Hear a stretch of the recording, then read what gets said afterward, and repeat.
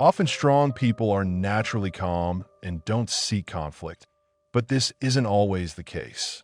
Today's story is about a person who combined cruelty and fear and the horrifying aftermath of this dangerous union. In Michigan, there's a place called Traverse City, but before I dive into the gruesome events that happened there, I should warn you, your hometown might be hiding dark secrets too.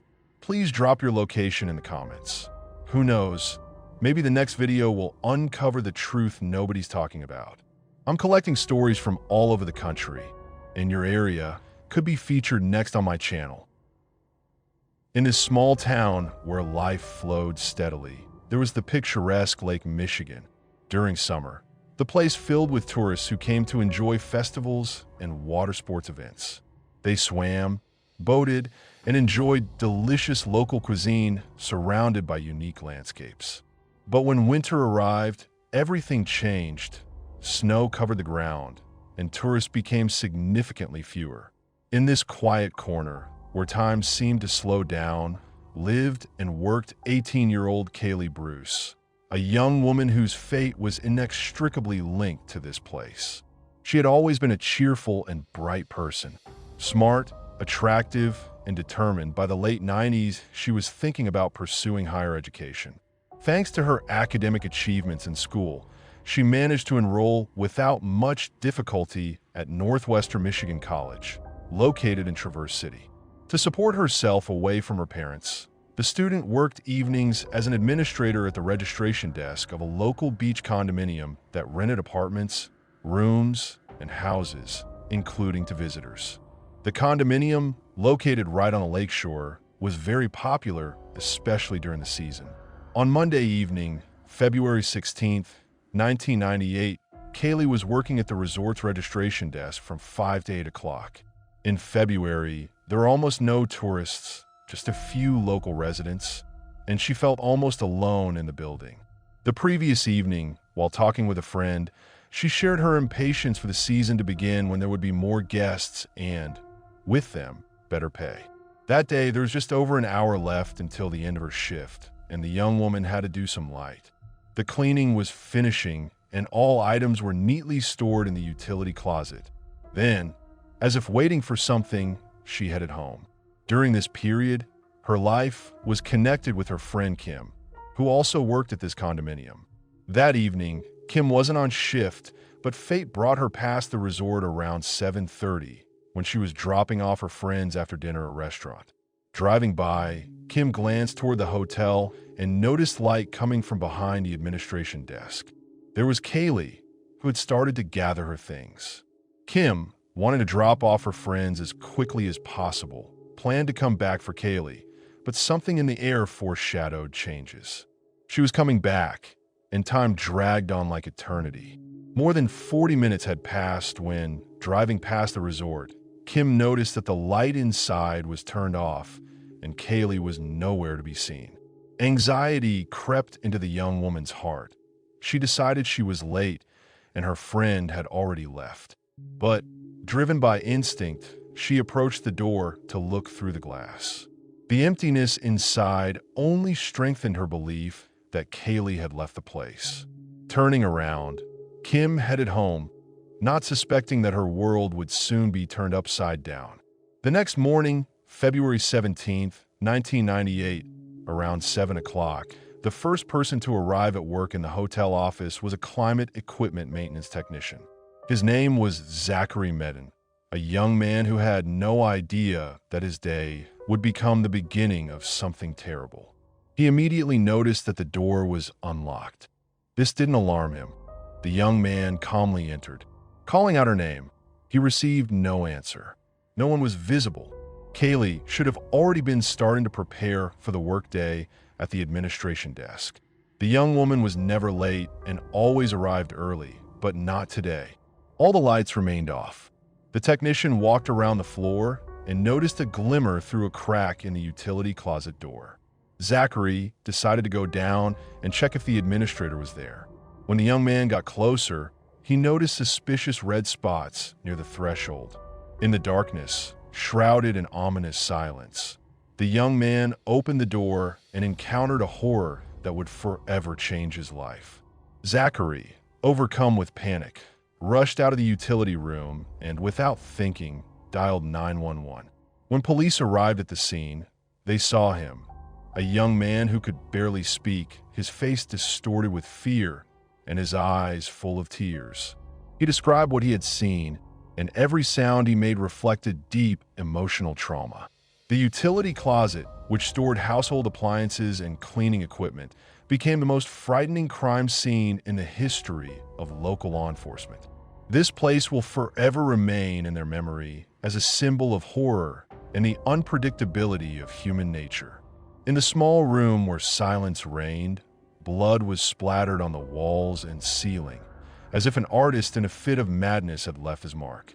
In the center of this chaos lay the body of a young woman, so mutilated that the only way to identify her was by the badge on her chest. This was 18-year-old Kaylee Bruce, a young employee whose life was cut short in the blink of an eye. Next to her, like sinister witnesses, lay 3 smashed irons, fragments of plastic and metal covered with dried blood, and among them, particles of scalp and hair could be distinguished. The deceased was without clothes, and one of the power cord from an iron was wrapped around her neck so tightly that, in the dark shadow of night, something horrifying happened. The victim, defenseless and silent, faced unimaginable cruelty. The medical examiner, examining the body, discovered 19 torn wounds, so deep that the flesh was cut to the bone. The skull, as if smashed with a hammer, bore signs of numerous blows, and fractures of the cranial vault and facial bones spoke of furious violence. Severe injuries to the neck and throat indicated that the victim had been strangled, and the body was mutilated by blows from a blunt object, leaving marks on the abdomen, chest, and pelvis. But the most horrifying fact remained a metal rod inserted into the groin, adding even more dark details to this story. With a force that could break a person, he damaged the tissues, reaching the pelvic bone, penetrating it several centimeters. The medical examiner, studying this terrible injury, concluded that the young woman remained conscious for some time until she bled to death. Her death was excruciating, and the small utility closet where all this happened was drenched in blood. Blood was smeared on the body as if someone had tried to wipe away traces. Despite the tiny size of the room, forensic experts spent 6.5 hours collecting dozens of small pieces of evidence, and it was obvious that she had desperately resisted her tormentor. That night, when darkness enveloped the city, something terrible happened. At the scene of the violent fight, numerous defensive injuries were discovered, indicating that the victim had desperately fought for her life. Disorder reigned around, and signs of struggle left footprints on the floor, as if the attacker had left no chance. His rage only angered the victim, and on her body, especially on the head, traces of this sinister encounter remained. When a local reporter, drawn to this eerie case, arrived at the scene, he was struck by the amount of blood. He immediately understood that he had witnessed the most terrible crime in the town's history. The experienced journalist knew that this case would become the headline of all newspapers. The journalist, having visited dozens of bloody scenes over the years of his work, had never encountered such cruelty. The man called the perpetrator a real monster, unable to understand how someone could so cruelly deal with innocent 18-year-old Kaylee. Bruce had left this life around 8 o'clock the previous day. Probably, when Kim approached the office, her friend was already beyond help. She herself miraculously avoided an encounter with the killer. The young woman's family was shocked by such a violent crime and couldn't understand who could wish harm to this sweet girl. Relatives, friends, and acquaintances were in complete shock. Detectives, immersed in the grim details of this case, heard that Kaylee was a person who radiated kindness and warmth. No one could recall a single bad word about her, and this created an atmosphere of shocking mystery. How could it happen that someone decided to attack? Only insignificant items disappeared from the crime scene, casting doubt on the version of robberies gone wrong.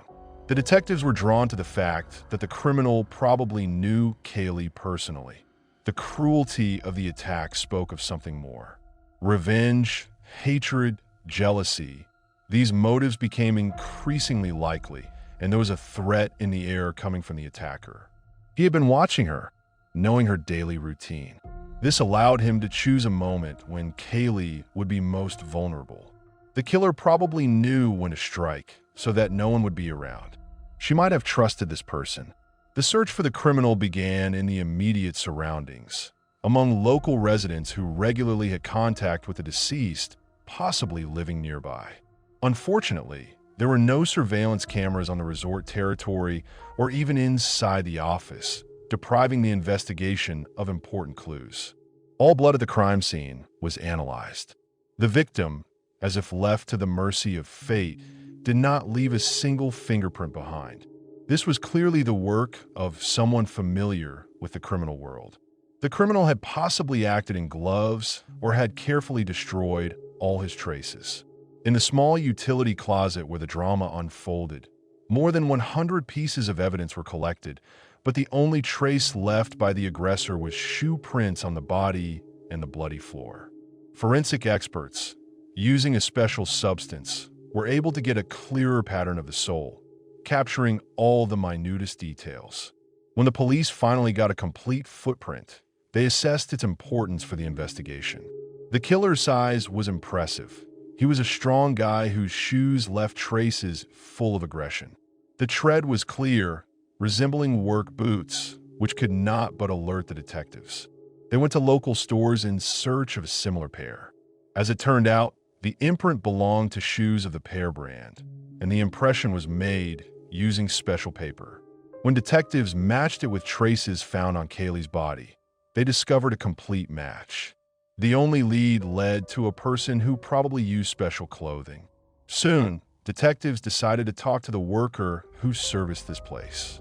In the condominium, where elevators carried residents up and down, lived a man named Sid. Local women whispered about his strange behavior, about how he allowed himself unflattering comments towards them. But what was really strange, a worker who knew Sid provided an alibi. A few days before Kaylee's murder, he had left town with his family, and his wife confirmed this. The family returned only in the late hours after the tragedy. However, when investigators began looking for evidence, Sid's shoes did not match the description. He wore work boots, but with a completely different tread. The puzzle was becoming more and more confusing. In the grim light of the tragedy, a young man named Zachary Medin, who worked at the condominium, became the center of authorities' attention. He was the first to discover the body and, without hesitation, reported it to the police.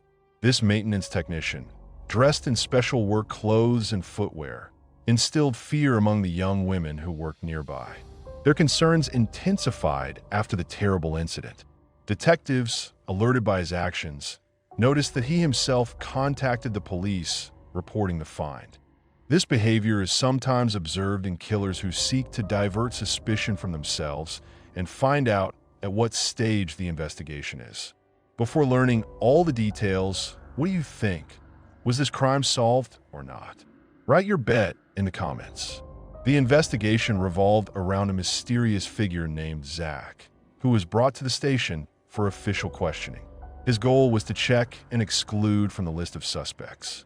The technician conducting the interrogation was still shocked by what she had seen. Zach, barely containing his emotions, seemed sincere. He voluntarily allowed his car to be searched, and during this, traces resembling blood were found. These clues were collected and sent for examination. The young man himself claimed that such traces could have been left by his wife, who worked in the emergency department. The medical center employee confirmed his words. She returned home after work, and at that moment, when the crime had already been committed, found Zachary in bed. He was peacefully sleeping, preparing for the morning shift, but tension hung in the air. The investigation hit a dead end, and no valuable information was coming in. All suspects had been crossed off the list, and the anxiety of the local community reached its limit. Acquiring an ordinary pepper spray for self-defense became almost impossible. Batches flew off the shelves like hotcakes, and stores could barely keep up with supplies. The main buyers were schoolgirls, consumed by fear and uncertainty.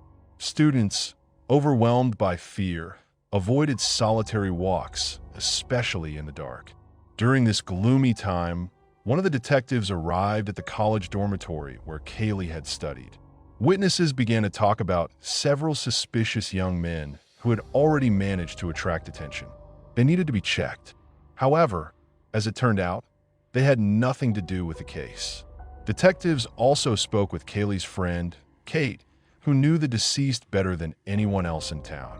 She revealed that shortly before the tragedy, the heroine of the story had broken up with her boyfriend named Dylan, and their relationship had been complicated. In this confusing and disturbing case, the relationship between the couple was like a roller coaster. They would break up, then get back together. Kim knew they had broken up, but Dylan, as if obsessed, tried to restore the connection with Kaylee. His behavior was becoming more intrusive, even manipulative. Just 2 days after the murder, he found himself at the center of attention. Working with heating and climate equipment, he serviced the technology, but soon all eyes turned to his shoes. The Yite Pilar brand boots he wore turned out to be similar to the traces found at the crime scene. Dylan had several pairs of the same brand, and they were immediately confiscated for further investigation. The laboratory conducted an examination, but not a single trace of blood was found on the shoes. Of course, he could have had other boots, which he disposed of after the attack. But despite all the efforts of the police, no evidence against the young man was found. He had a reliable alibi, which excluded him from the list of suspects.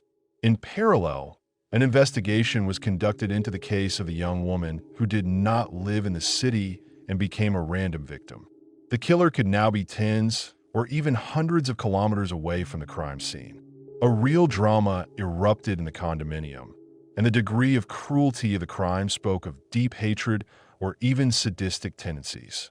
Investigators searched for all possible criminals inclined to attack women, especially those who had recently been released from prison and lived in the area. But all efforts were in vain. During the inspection of the utility room, a small metal rod was found, apart from a car tire valve. Blood was found on it, as well as several hairs that did not belong to the victim. One of them had a whole follicle, which gave hope for creating a DNA profile of the probable criminal. Hopes for this were the last spark in the darkness of the investigation. There was still too little evidence, as the technologies of that time were far from perfect. In any case, this version needed to be verified, and that required time. They decided to use all the scarce materials they had at the moment. They organized a press conference and appealed to the public. The key point they focused on was the numerous false statements. People contacted the police station and all leads were checked. One of those who came forward was a local resident who worked as a host on a radio station. The man's name was John Chandler. He immediately understood that his information could be the key to solving the crime.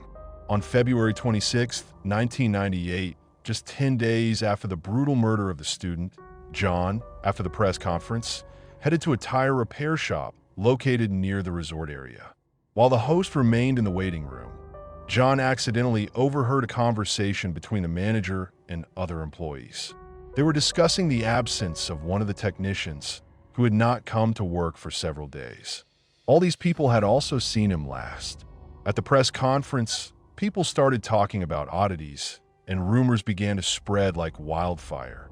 The missing person, it was claimed, had a very nasty character. One of the colleagues recalled that just a day after Kaylee Bruce's murder, he noticed a suspicious guy. On his boots were dark spots that clearly couldn't have been accidental. Another day later, this person bought new shoes and never wore the old ones again. When John heard all this, he didn't betray his excitement, only pretending that he had unintentionally overheard the conversation. The man bought tires and then, without wasting time, called the police station asking them to check this lead.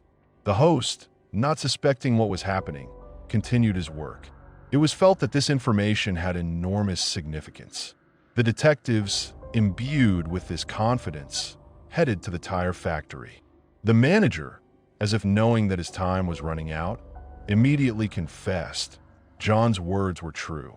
Colleagues were discussing one of the employees, 25-year-old Halser, the son of the company's director. Several employees confirmed that he always wore Keter Pilar brand boots of a large size. But a few days after the murder, he had a new pair. Examining the place where Quinn usually worked, detectives noticed that all over the floor lay metal rods from tire valves, like forgotten evidence from the crime scene. Local workers confirmed that when replacing tires, they often fly off, and they constantly accidentally brought them home in their pockets. Now the police were sure that the host's statement was leading them in the right direction. Suspicions only strengthened when it turned out that Kevin had been renting a room on the resort property where the victim worked for 6 months. He had the opportunity to observe the young woman, calculate her daily routine, and choose a suitable time for action.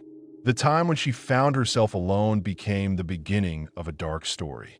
Kevin, a young man with a mysterious past, was already communicating with investigators at 8 o'clock in the morning on February 17th.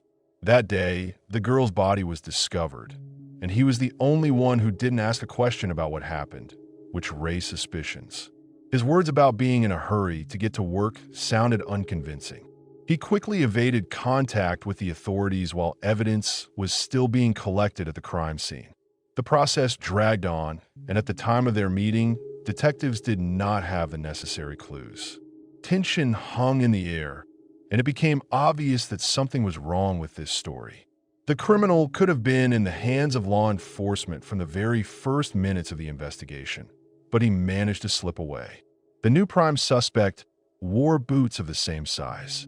The decision to reanalyze the collected data became inevitable. Everything that local residents had told was carefully recorded. Detectives spoke with one resident of the condominium where the deceased had worked. She recalled how she returned home from work in the evening, when Kaylee was killed around 10 o'clock. The door was open, although she was sure she had locked it. Naturally, the witness. She never left her apartment open. But once, when everything changed, it became clear that the master key had disappeared from the administration desk. Suspicions at this moment began to fall on Kevin. His girlfriend, Kaylee's friend Kim, said that he often came to the office and lingered at the desk when the victim was working there. Kim thought that Kaylee liked him, and he used every free minute to talk with her. Even for made-up reasons, he constantly asked to open his apartment with spare keys, which only the condominium administrator had access to. He claimed that he either forgot or lost something important. It seemed he was just looking for an excuse to communicate more closely with Kaylee. Kevin never showed aggression or suspicion. He was polite and calm. Tall, athletic, practicing martial arts. He looked like the perfect athlete, but in his appearance lurked a shadow, reminiscent of a probable killer. However, when he disappeared, new suspicions could not be found. In search of answers, we headed to the tire factory where he worked. In parallel, we checked his biography and soon found out that Kevin had problems with the police 5 years before the murder of the young man. The man was accused of rape, and soon another case surfaced that had remained unsolved for more than a month. 4 weeks before the attack on Kaylee, another young woman, Christina, found herself in a similar situation. The incident was also under investigation, and in its essence, it resembled the fate that befell the heroine of this story. In the late hours, returning home from a bar, the victim became a victim of a stranger who grabbed her and dragged her into an alley, after which he began to beat her brutally.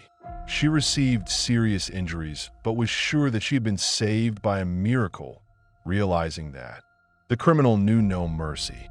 Christina, in a desperate attempt to save herself, pretended to be dead, offering no resistance. As soon as her body stopped moving, he, seemingly satisfied, left, leaving behind only a shadow of horror. The attacker, apparently, experienced dark pleasure from violence, and this caused alarm. A potential serial killer could be hiding anywhere. Now no one felt safe. After the attack, forensic experts carefully examined the alley where the beating took place. A footprint was found in the snow, and detectives revisited this case, reviewing all evidence with new thoroughness. The evidence left at the crime scene was indisputable. The footprint found in the mud was carefully compared with the database. However, unfortunately, these were not Katie Pilar boots.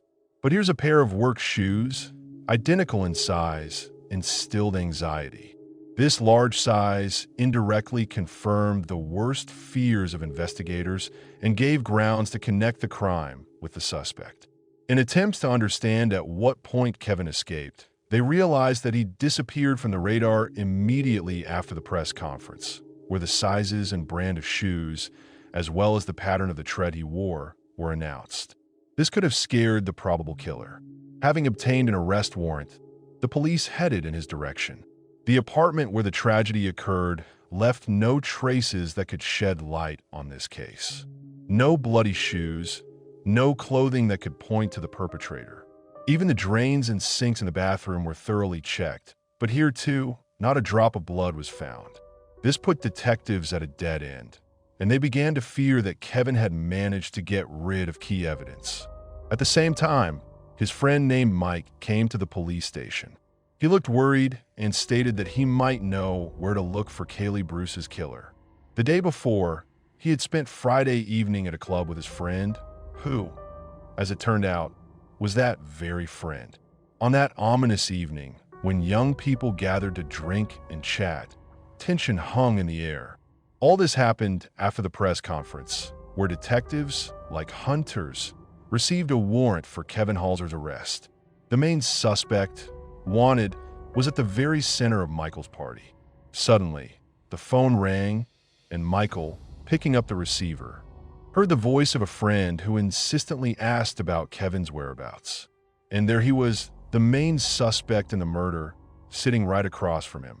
Another voice on the line warned, "Stay away from him," because Kevin Halser was wanted on charges of a violent crime.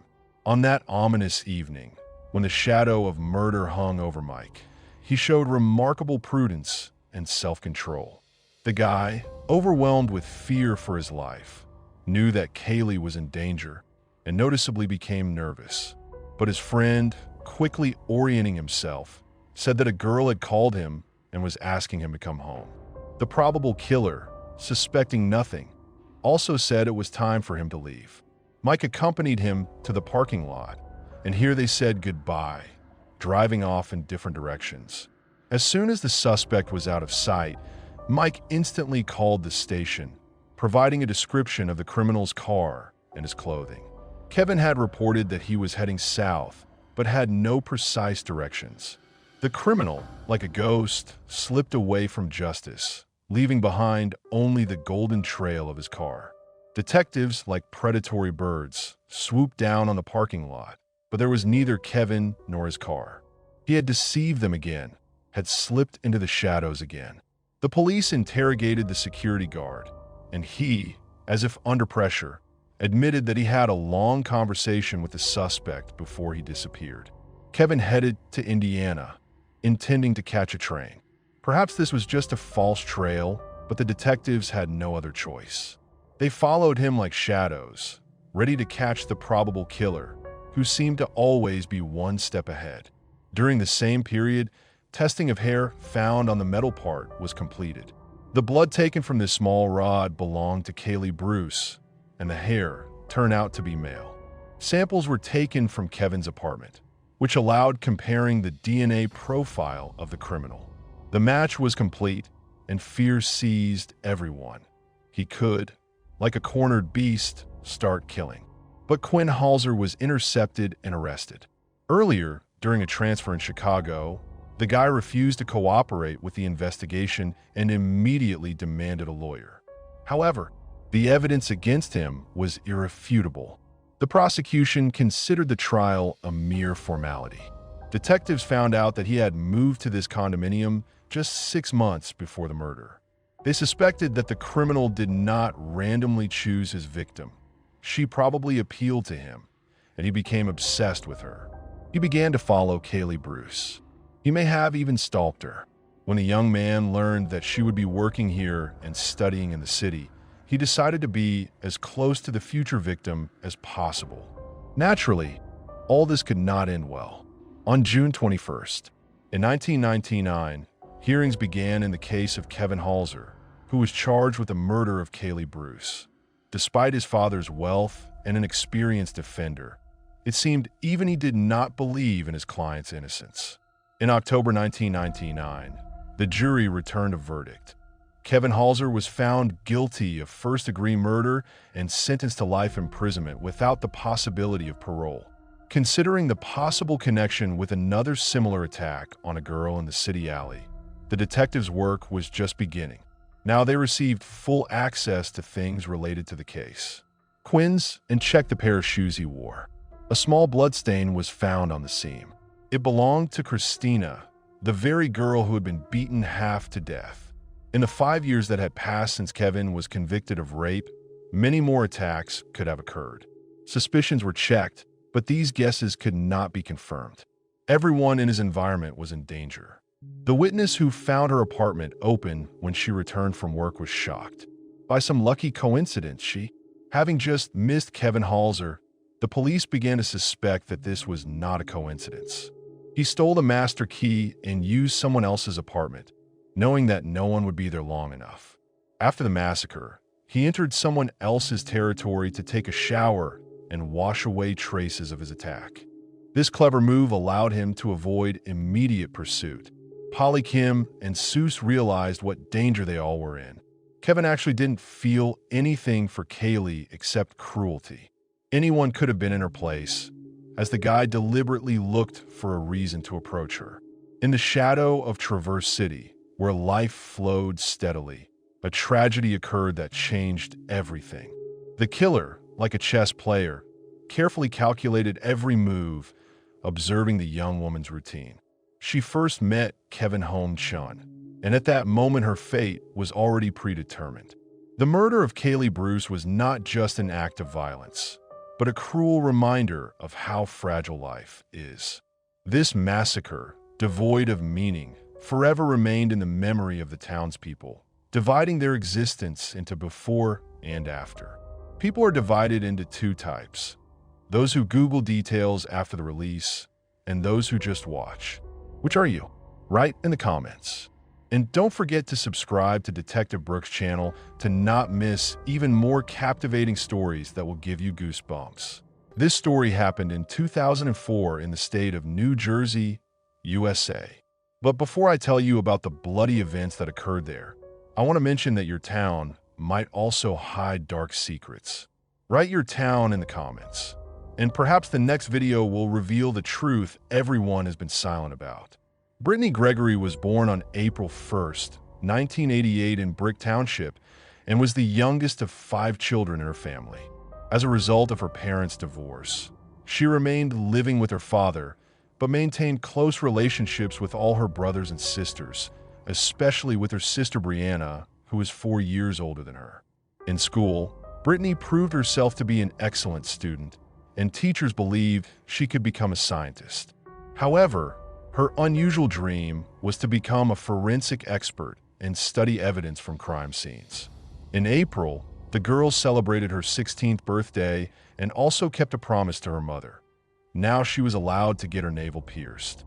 She was also a fan of pop music Queen Britney Spears and had posters of her in her bedroom.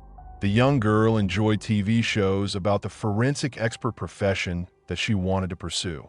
She and her mother would usually watch the same shows simultaneously and then call each other to discuss them while watching. That's how the girl spent her leisure time. In 2004, young Brittany and her older sister Brianna, who was 20 years old, lived with their father Jordan and his new girlfriend Lori Peterson in a small house not far from their school. Brittany's father's house was the last one on the street and was located near a wooded area. At that time, Brittany had been dating 18-year-old John Fitzgerald for almost 2 years. He was a nice guy whom Brittany's family approved of. They had a very warm relationship and were considered an ideal couple. On Sunday, July 11, 2004, Brittany's mother Deborah and her sister Brianna went to the town of South Toms River, about 15 miles from Brittany's home, to visit her older brother and his wife, who recently had a baby girl. That same evening, at around 8:30, Brittany called her mother's cell phone and asked for a ride to her boyfriend John's house. The girl's voice sounded very upset, indicating possible trouble. Her mother explained that she wasn't in town and couldn't give her a ride, but said that her sister Brianna might be there in about an hour. Brittany agreed and said she would wait for her. About 45 minutes after Brittany called, Brianna was free and decided to let her sister know, but she didn't answer the call. Brianna thought that Brittany was asleep or that someone else had given her a ride to John's place. When Brianna returned home in the morning, she discovered that Brittany wasn't there, but her belongings, including her phone, were still in place. Brianna assumed that her sister might have spent the night at her boyfriend's house, but she found it strange that the girl hadn't told anyone about it and had left her cell phone at home. This was completely unlike her. Looking for answers, Brianna began calling all of Brittany's friends to see if anyone had seen her, but nobody knew anything. After unsuccessful attempts to contact her sister, Brianna decided to call John. He said that the last time he spoke with Brittany was Sunday morning, and they hadn't seen or talked to each other since then. The father's girlfriend, Lori Peterson, who lived with them, reported that she returned home around 10 o'clock on Sunday evening, and Brittany wasn't home. Brianna felt that something was wrong and immediately went to the police station to report Brittany missing. At first, the police didn't take Brianna's concerns about her sister's disappearance seriously. They thought the girl had just run away from home or was spending time with friends. But Brianna convinced the officers that she had already called all her sister's friends and spoken with her boyfriend, but none of them knew where Brittany might be. The older sister was certain that the girl couldn't have run away from home because she was an excellent student, studious, and spent most of her time in the library. Besides, Brittany never left home without notice, and all her belongings, money, and phone remained at home. After Brianna convinced the police that her sister couldn't have run away from home on her own, the officers began their search. First, they went to the house where Brittany lived to examine her room and try to find any clues. They also checked Brittany's purse with her phone, ID, and cosmetics, which remained in her room. The police didn't find anything suspicious, and they questioned everyone who lived in the house to rule out that someone close to Brittany might have been involved in her disappearance. Then they searched the entire surrounding area and talked to neighbors to find witnesses who might have seen or heard something. The officers also noted that the house was at the end of the street and that there was a wooded area nearby. With the exception of one woman who said she saw Brittany walking down the street to her house late Friday evening when it was already dark, which was 2 days before Brittany's disappearance. This information turned out to be insignificant, but investigators still paid attention to it. This information didn't fit the image of a modest girl who spent most of her time in the library and never went out without her parents' permission. What made Brittany leave the house so late? And was she allowed to leave the house at such a time?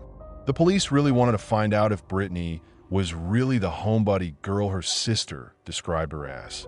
Numerous police interrogations with her family, neighbors, and teachers showed that no one could say anything bad about this girl. Everyone spoke very well of her. During her conversation with the police, Brianna reported that Brittany and her boyfriend John had recently been having tense relations. The couple often argued, and on the day of her disappearance, Brittany and John had argued again. This upset the girl greatly, and that same evening, she wanted to visit John to make up with him. Investigators decided to take a closer look at John's personality. They invited him to the police station to find out if he had seen Brittany on the day she disappeared. John reported that his last phone conversation with his girlfriend took place on Sunday morning. At that time, he was at the beach with friends, and Brittany was upset that he went there without her. They argued about this, and they hadn't communicated since then. He also reported that he had broken up with Brittany a few days ago, but she couldn't accept it, although she knew that he was already dating another girl. John claimed that he had no plans to meet with Brittany that evening and didn't know that she was coming to his house or planning to do so. The reason for their breakup was rumors that Brittany had kissed another guy at a party. Although John hadn't seen this himself, that's why he decided to break up with her and started dating another girl. The last time he saw Brittany was on July 10th, the day before she disappeared, when she handed him a letter expressing her desire to reconcile. Detectives asked John for permission to look at the letter written by Brittany, and he gave it to them. In this letter, the girl apologized for her behavior and for breaking John's heart. She also asked him to remain friends. John seemed genuinely concerned that Brittany still hadn't been found. The police had no evidence linking John to the girl's disappearance, and after he successfully passed a lie detector test, he was crossed off the list of suspects. However, John did tell detectives one important detail. He said that Brittany often came to his house through the woods that were behind her father's house. The story of a young girl's disappearance was becoming more and more confusing. Detectives began to wonder if she had tried to make her way through the forest to John's house that night, which was about a mile from her father's house. It was already dark, and she could have gotten lost or fallen somewhere along the way. The police began searching the forest through which Brittany likely passed, possibly following a path that started near her house. Being alone in the forest at night was scary and dangerous. The search in the forest continued for 3 days, but nothing was found. When it seemed that the investigation had reached a dead end, a woman approached the police who had been with her brother in a park in the same area on the night of Brittany's disappearance. It was quiet and deserted there, and no cars were visible except for one. A Chevrolet pickup truck drove by. The woman noticed this car and even remembered its license plate. After a thorough check, investigators determined that the vehicle was registered to 23-year-old Anthony Geiger. To determine his connection to this event, the police began investigating Anthony's past and found out that he was the ex-boyfriend of Brittany's sister Bobby Jo. Bobby Jo told detectives that they had broken up about a month ago because Anthony was paying too much attention to Brittany. She also reported that she began to suspect that Anthony, who was 23 years old, had feelings for her younger sister and eventually decided to completely end the relationship with him. Brittany's friends also recalled that Anthony always looked at her strangely and tried to flirt with her. The last time they met was at lunch, where Anthony again tried to flirt with a girl. Detectives began to suspect Anthony of kidnapping Brittany and decided to call him in for questioning. During the interrogation, Anthony denied being in the area on the evening of July 11th. According to him, he wasn't there until the next day, July 12th, when the police had already begun searching for the girl. He didn't deny that he was on good terms with her and often saw Brittany at parties and other places, but he claimed that they were just friends and that he didn't flirt with her. Anthony also stated that he understood that the girl was too young for him and that he cared for her only as a friend. According to Anthony's testimony, he spent the evening of July 11th at home with his new girlfriend. Although this girlfriend confirmed Anthony's alibi, investigators still considered him a suspect because his house was not far from where Brittany lived. Investigators returned to studying the letter that Brittany had written to John and noticed alarming signs that she was saying goodbye to her loved one. They began to fear that the girl might have harmed herself after the breakup with her boyfriend. However, Brittany's parents rejected this version, believing that their daughter was smart and determined and would not give up her grand plans because of a breakup with a boy. They believed that Brittany was too much in love with life. After the investigation hit another dead end, the police decided to appeal to the public through the media to find possible witnesses. Additionally, police officers from other areas joined the investigation to assist them. Before continuing, write in the comments which city you're from. Perhaps the next episode will be about a crime in your region. Brittany's parents also decided to take an active part in the search because they were tired of doing nothing and waiting. They decided it was time to act and began going door to door and questioning neighbors. But this yielded no results. The police decided to return to where it all began, to the house where Brittany lived.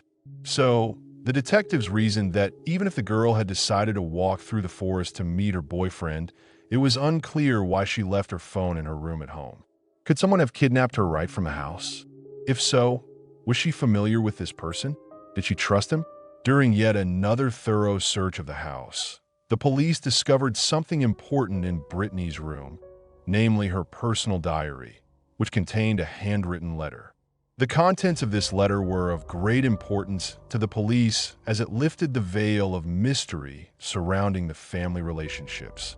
In the letter, Brittany described her life, her relationships with friends and her boyfriend, her school education, and also focused on her family.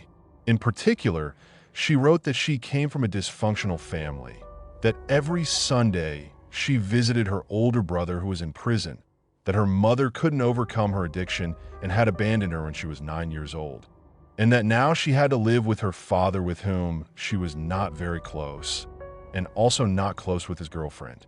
She wrote that she wasn't perfect and that she had to do things she wasn't proud of, but she didn't want to be like her parents and wanted to succeed in life. She wanted to become a forensic expert and help solve crimes. After reading this letter, the police expanded the circle of suspects and turned their attention to Brittany's family members who they hadn't previously considered as potential suspects. Detectives began checking each member of Brittany's family and discovered that there was a men's massage parlor operating in the house where she lived. Lori Peterson, the girlfriend of Brittany's father, served different men every day, but all the neighbors knew that she didn't just do massages but also provided intimate services for money. It turned out that many people knew about this, and Lori herself didn't hide it, handing out her business cards throughout the neighborhood. Neighbors also reported that suspicious people who used prohibited substances often gathered at Brittany's father's house. According to the police, this indicated that the atmosphere in Brittany's house was troubled. Different men came to them to use Lori's services, and most of whom Brittany didn't know. It was quite possible that one of her clients had kidnapped Brittany from the house. More than 100 police officers started working to identify everyone who had been in Jordan's house over the past month, and this was a very difficult task. But a week after Brittany went missing, on July 18th, the police announced the arrest of a murder suspect. Brittany's family was shocked by this news, as the girl had been declared missing and her body had not been found. When they showed the suspect's photo on television, Brittany's mother, Deborah, recognized him. It turned out to be her longtime friend, 38-year-old Jack Fuller Jr., who had attended all this family's holidays and had been close to them for 20 years, possibly kidnapped Brittany. His daughter was engaged to Brittany's brother, who was in prison. Deborah was in a state of shock. Why was Jack arrested and charged with murder if Brittany was never found? The family couldn't believe that Jack could be involved in this case, as his children were friends with Brittany. Relatives still hoped that the girl was alive. In reality, Fuller was a genuine criminal.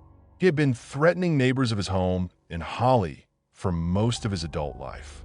According to court records and interrogations, he had broken into cars and homes, as well as garden sheds, used and sold prohibited substances, threatened a man with a baseball bat, fought with the police, and lied to them about his identity after being arrested for drunk driving.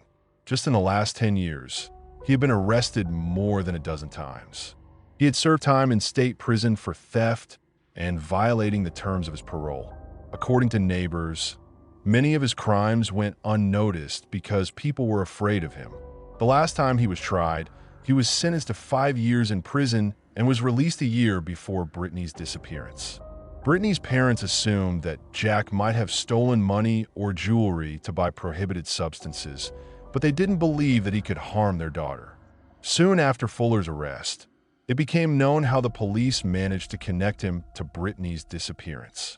It all started with a call to the police station.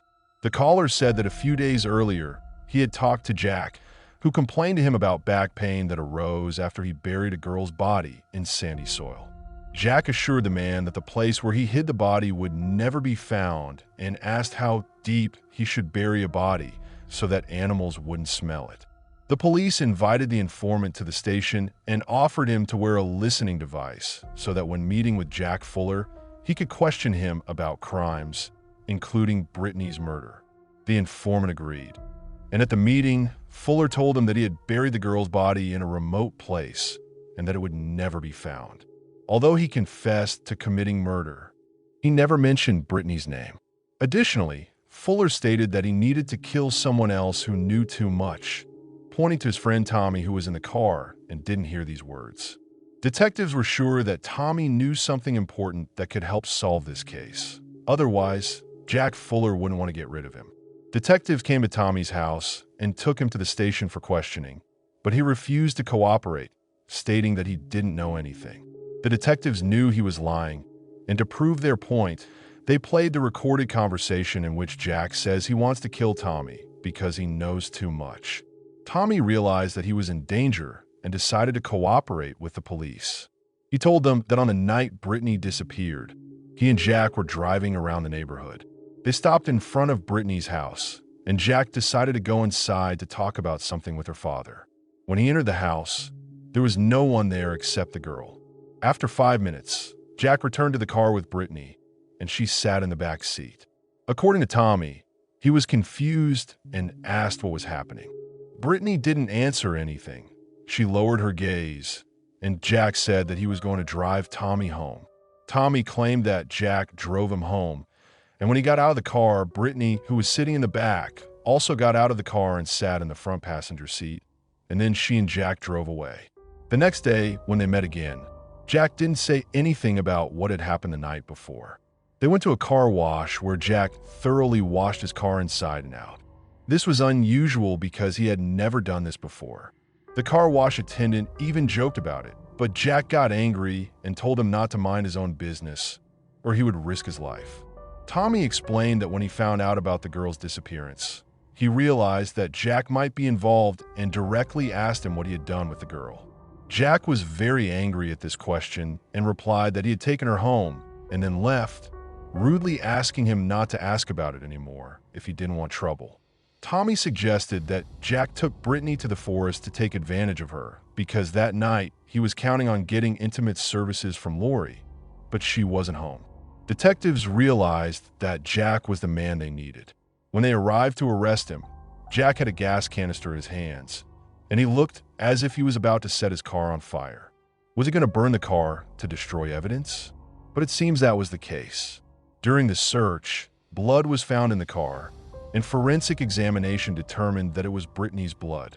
After the police found out that Jack had visited a car wash after the trip with Brittany, they went there and confiscated the vacuum cleaner he had used. Forensic scientists discovered sand particles stuck together with blood inside the vacuum cleaner. The examination conducted left no doubt that it was Brittany's blood. Despite the evidence available to the police, Jack would not admit to the kidnapping and murder of Brittany and refused to talk about it. Detectives questioned all of Jack's acquaintances, and most of them were sure that he was capable of murder. Many described him as a person ready for anything, and despite the fact that Jack was unemployed, he always had money. During the investigation, it was revealed that on the night of Brittany's disappearance, one of the patrol officers saw a car parked on the side of the road near the forest. It was Jack Fuller's car. At that time, it was not yet known that Brittany had disappeared. When the police officer approached Jack, he said that he was looking for his dog that had run into the forest. Given this information, the search for the body was concentrated in the area where the officer had seen Jack's car. The search involved police officers, K-9 units, helicopters, volunteers, but nothing was found. Investigators assumed that Brittany desperately needed someone to drive her to her boyfriend's house on the night when Jack appeared at her home. She asked him to do it. Jack agreed to take her where she needed to go, but instead, he drove his friend Tommy home, and he himself decided to take advantage of the situation to abuse the girl and then kill her. But to prove this, they needed to find Brittany. While the police were trying to interrogate Jack and get a confession from him, another witness appeared. A woman called the police and reported that if Jack Fuller had indeed killed Brittany, then she might know where he had hidden her body. This woman had previously used prohibited substances, and Jack once held her hostage for several months before she escaped. During this time, she had gotten to know Jack well and learned all his secrets, where he went and what he did. He often visited the same places and took her with him.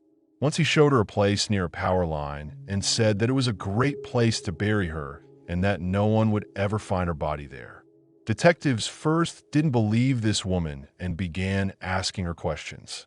She reported that this place was in Litwood, where the soil was sandy. The police immediately remembered the words of the informant, who told them how Jack had complained to him about the difficulties of burying a body in sandy soil. The authorities decided to conduct a search in the area that the woman had indicated. This place was only 3 miles from the house where Brittany lived. After several days of searching, they still hadn't gotten any results, but continued the search anyway, because experts had compared the sand from the vacuum cleaner that Fuller had used at the car wash with the soil in this area and got a perfect match. More than 100 people a day searched the dense forest. Brittany's grave was finally discovered on Tuesday morning, July 27, 2004, 15 days after she was reported missing. She was found by 3 New Jersey State Police officers who brought their dogs to help with the search on the weekend. The naked body of the young girl was found in a pit, and around her neck was a necklace with the name Brittany. Detectives immediately realized that they had finally found her. The forensic expert who conducted the autopsy confirmed that it was Brittany Gregory's body, but he could not determine the exact cause of her death because she had been strangled and also received a major head injury. The body had been decomposing for 2 weeks, and the forensic expert said he could not rule out strangulation. No obvious signs of violence were found on Brittany's body. Jack Fuller decided to take a plea deal after consulting with his lawyer. Brittany's family also agreed to this deal to avoid a long and difficult trial. Brittany's mother stated that she didn't want the death penalty for Jack because it would be too easy for him. She wanted him to spend the rest of his life in prison, suffering and regretting what he had done. Jack said that Brittany had asked him to drive her to her boyfriend's house, and he agreed. First, he drove Tommy home, and then he was going to take the girl to her boyfriend, but before that, he stopped on the side of the road and began smoking one of his prohibited substances. This angered Brittany. She started yelling at him and hit him on the arm. This made the man angry, and he began to hit the girl with his fists. He admitted that he hit her in the face and head at least twice for trying to stop him from smoking this mixture. After the beating, Brittany began making choking and gurgling sounds. Fuller continued to get high while blood was flowing from her mouth and nose. And when he finally focused on Brittany's body, he saw that she wasn't moving or breathing. Then he realized that she was dead and decided to dispose of the body. However, no one believed his story because the forensic expert found signs of strangulation on Brittany's body, which Fuller did not mention. Besides, he never explained why he removed all of Brittany's clothes. The prosecution believed that the crime was committed on intimate grounds. On February 9, 2005, an Ocean County grand jury indicted Fuller for murder. On October 18th, he pleaded guilty to purposely and knowingly causing serious bodily injury, resulting in death. On January 13, 2006, Fuller was sentenced to 30 years in prison without the possibility of parole. I wonder how many people watched this episode to the end. If you're one of them, write "I'm brave" in the comments. On June 2nd, 2007, an 18-year-old girl visited a Target store with the intention of purchasing a gift for her boyfriend to celebrate their 6-month relationship anniversary. Little did she know, someone was watching her every move, waiting for the right moment. Before we begin, please leave a comment letting us know which city you are from. Perhaps the next episode will be about a crime in your area. This is the case of Kelsey and Smith, born on May 3rd, 1989, in Overland Park, Kansas. Her parents were Greg and Missy Smith. Kelsey grew up as the middle child of 5 in her family. Limited information is available about her childhood, but she was known for her energy, kindness, and nurturing nature.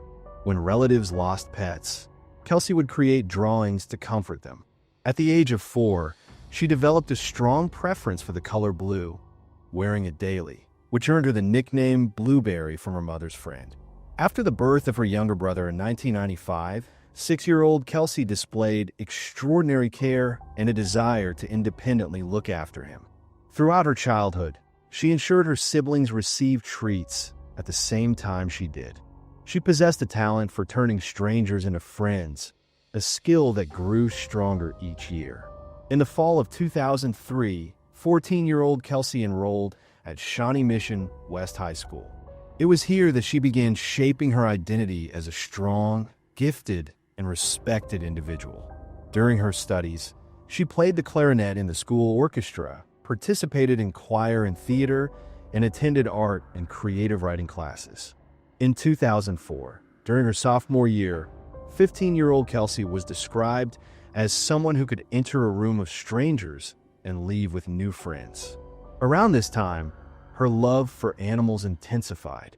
At 16 years old, in 2005, Kelsey continued her active involvement in choir, orchestra, and theater productions. That year, Kelsey had a habit of surprising friends with balloons on their birthdays. She also prepared a solo choir performance, keeping it secret from her parents until the last moment. Her father, Greg, recalled how she struggled to contain her excitement before the performance.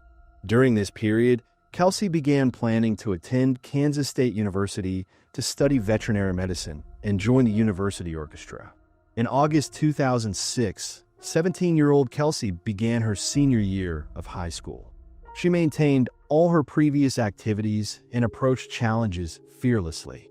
She was described as a determined individual who tackled tasks head-on whenever others doubted her abilities.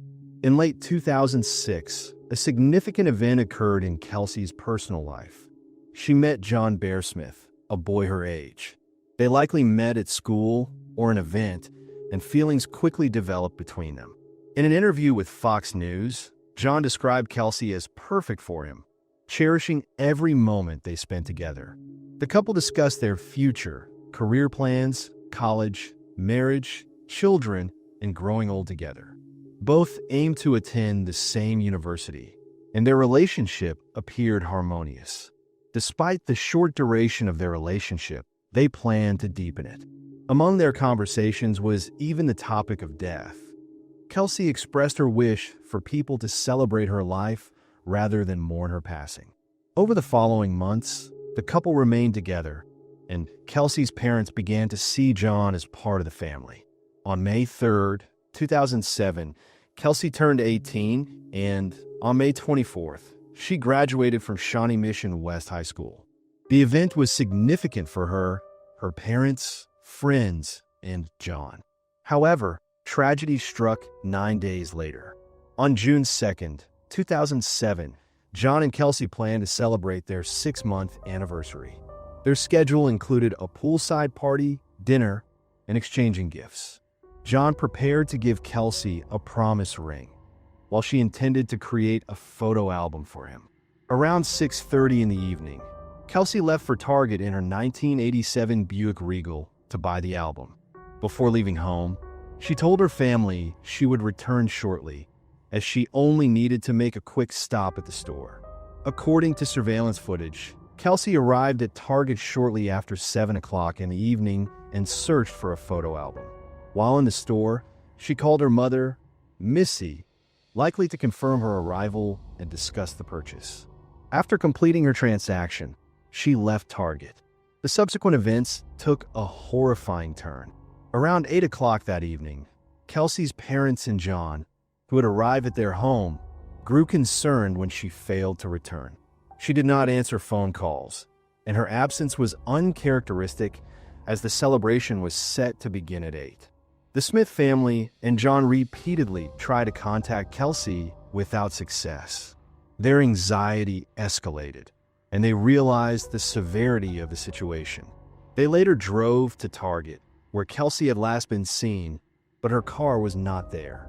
They then went to a nearby Macy's, where they found Kelsey's abandoned vehicle with all her belongings inside. Their worst fears were confirmed. Something terrible had happened. By 11 o'clock that night, police launched an investigation, classifying the case as a missing persons report. The following day, June 3rd, between midnight and 2 in the morning, law enforcement surrounded the Target parking lot and reviewed surveillance footage. Their findings were devastating. The video recordings revealed a horrifying scene. Kelsey entering the store, shopping, calling her mother, selecting an album, and then leaving. However, the most alarming element was an unknown man who was deliberately following her. He was in the same departments as the girl, pretending to browse the merchandise, and then quickly disappearing to follow her. The cameras captured the moment of the attack. The man caught up with Kelsey and forcibly pulled her into his vehicle. This discovery instantly transformed the missing persons case into an abduction investigation. By 8 o'clock in the morning, the police had issued a missing persons alert that included a detailed description of 18-year-old Kelsey, a light-haired girl, 5 feet 5 inches tall, last seen at Target. Law enforcement requested location data for the victim's phone from the mobile carrier Verizon. However, the company delayed providing the information due to privacy policies, significantly hindering the investigation.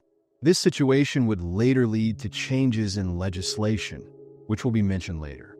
Around noon on June 3rd, a large search operation named Kelsey's Army was organized, involving officers, relatives, friends, and volunteers. Hundreds of people meticulously searched the area of her disappearance, distributed flyers, and scoured wooded areas, parks, roads, and commercial establishments. Unfortunately, that day did not yield any significant results.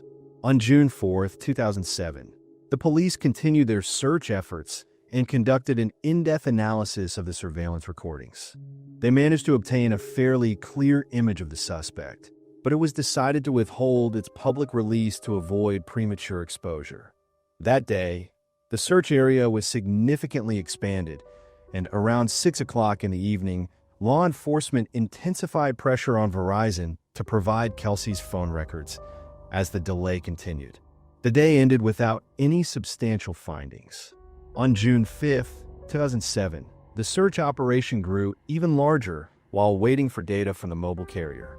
Investigators continued to interview potential witnesses from Target and Macy's, receiving some leads, none of which, however, proved decisive.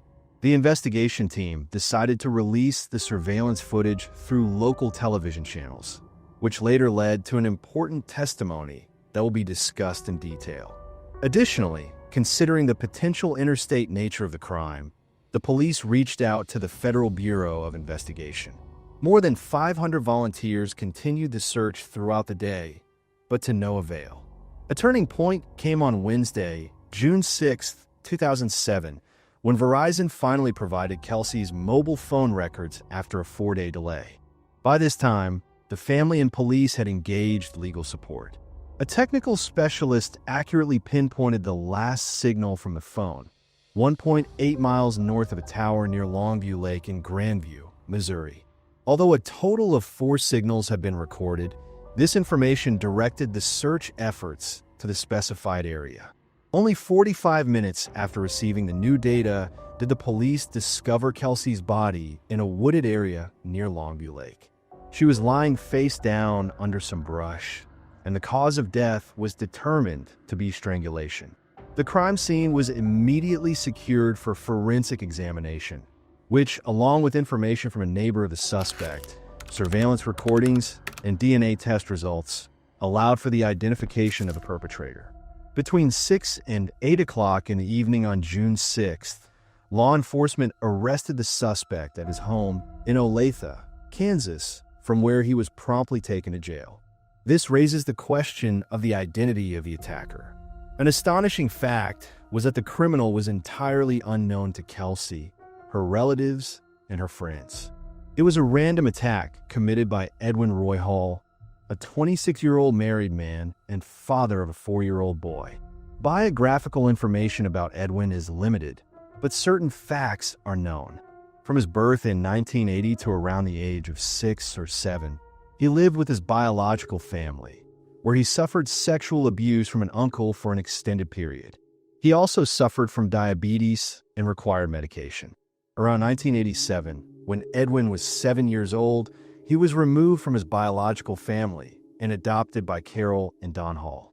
The specific circumstances of the removal are not disclosed, but this fact became pivotal in his life. Carol and Don, who were already raising 3 biological daughters, believed that their love and support would help the boy overcome his traumatic past. The decision to adopt was made by the couple after reading a newspaper article about children available for adoption through the Kansas Department of Social and Rehabilitation Services. They felt they could positively impact someone's life, having experience in raising children and a desire to expand their family.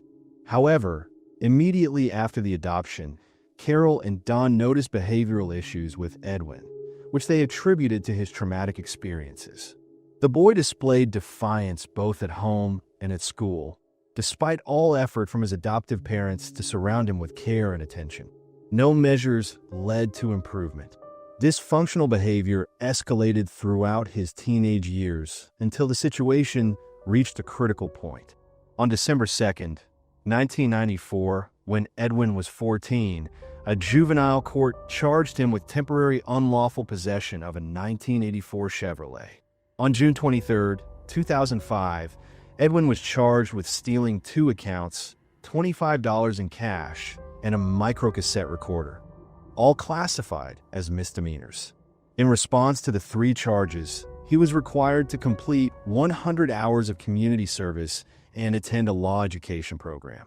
A year later, on May 14, 1996, nearly 8 years after his adoption, 15-year-old Edwin threatened his adoptive sister with a knife. Immediately following this incident, Carol and Don removed him from the family home and placed him, presumably, in a specialized facility or another foster family. He was charged with assault for this act. His adoptive parents realized he posed a threat to the family and potentially to others. Edwin was removed from his environment, and it turned out to be beneficial for him. By July 1996, he was already in his 3rd juvenile facility. On April 25, 1997, he escaped from one of these facilities, which led to a warrant for his arrest, but he later voluntarily returned. On March 9, 1999, Edwin turned 18 and was released on probation from the Juvenile Detention Center. He was officially released on June 30th of that same year. By September 23rd, he was charged with a shooting that struck a residence and 2 vehicles. What exactly happened afterward is hard to say. Between 2000 and 2003, Edwin married a woman named Aletta. The exact details of their meeting are unknown, but according to a blog post on M002, they both had pages on MySpace. On his page, Edwin mentioned Jack, and someone commented to Aletta, "You know Jack longer than your brother? Maybe you two are meant to be together. LOL, love you." It is unclear how long they had known each other before this, but it was quite a while. In 2003, the couple had a son, and later the family settled in Aletta, Kansas. Edwin became known as a friendly neighbor who could fix trucks and was generally considered a normal, good person. Harold, one of the neighbors, noted that Edwin loved his son very much and was a family man. Another neighbor, Sorrel, simply said that Edwin was a good young family man and that there was nothing unusual about him. This is how he appeared to those around him, but in reality, he hid a dark side to his nature. On April 4th, 2002, his adoptive brother Jonas sued him for an incident that occurred several years prior. When Edwin was 14 and Jonas was 11, Edwin struck his brother in the head with a baseball bat with such force that it resulted in Jonas being hospitalized. Since then, Jonas had suffered from severe headaches. The case was settled out of court, but it remains indicative. More about Edwin could be learned from his MySpace profile. He again used the alias Jack, which was his common nickname not only online, but also among neighbors and friends. In his description, he referred to himself as a sweet, restless soul. His favorite movies were those that went beyond the ordinary, including A Clockwork Orange, Strangeland, and horror films. A Clockwork Orange tells the story of a boy who is a gang member and commits horrific crimes, while Strangeland is about a killer who lures young girls through the internet. Edwin also mentioned the alias Captain Howdy. In his profile, he stated that he worked as a carpenter dealing with sales, design, and other aspects related to doors, windows, and similar products. He named Batman and his father an abusive figure. as his heroes. His interests raised alarm. He claimed to love eating small children and harming animals, and it seemed this was not a joke. Edwin also mentioned that he was passionate about photography, painting, and once dreamed of having his own company, which he never realized. In his description, he wrote, "Everything is never what it seems until you look inside the book, and those people you look at are not as cool as they think." He also mentioned that he loved reading and drawing, although he lacked the time for it, and that fast cars were great, hoping to own one someday. He last logged into MySpace on June 6, 2007. Edwin also had a Yahoo account, where his description contained even more troubling details. He referred to himself as Dr. Giggles, a reference to a film about a brutal killer. He listed his location as your closet or his house, and his profession as serial killer. His hobby, according to him, was consuming human flesh. He warned to stay away from Captain Howdy, which was his username taken from the film Strangeland. His favorite quote was, "All of life's problems are a direct result of a lack of bodily pain." Another important fact is that a woman named Ivorette from Des Moines, Iowa, reported that Edwin briefly dated her teenage daughter. Later, the daughter broke up with him after he confessed that he was married and had a 2-year-old child. Iva also noted that Edwin met her daughter at a mall, where he claimed to be living in a motel. The daughter recounted that Edwin practiced paganism and had drawings on this theme done in silver ink on black paper. This indicates that he was willing to betray his wife and had connections with much younger girls. To most people, Edwin appeared to be an ordinary individual, but in reality, he harbored dark secrets, including the fact that he was a dangerous predator. On June 2, 2007, Edwin spent the morning with his wife and 4-year-old son. In the afternoon, he left home in his pickup truck. Initially, he stopped at a Mexican restaurant where he ate but left without paying. He then headed to the Dillard Mall. Around 6 o'clock, he exited the mall, drove to the Target store, and parked in their lot. Edwin had with him an airsoft rifle, which he claimed to be carrying by chance, but this was intentional, as he clearly intended to use it. He sat in the parking lot, waiting for a victim. Around 7:08, he saw Kelsey Smith arrive in her 1987 Buick Regal. Edwin noticed her beautiful legs and youthful appearance and began to watch her. When Kelsey entered the store, Edwin followed her, leaving the gun in his vehicle. He tracked her through the store, keeping his distance, and then decided to act. He exited the store, returned to his pickup, grabbed the gun, and re-entered Target, where he found Kelsey. He stayed close to her and then exited the store, hiding by his vehicle to wait for her. Around 7:20, Edwin saw Kelsey leave the store and head toward her car. That was when he acted.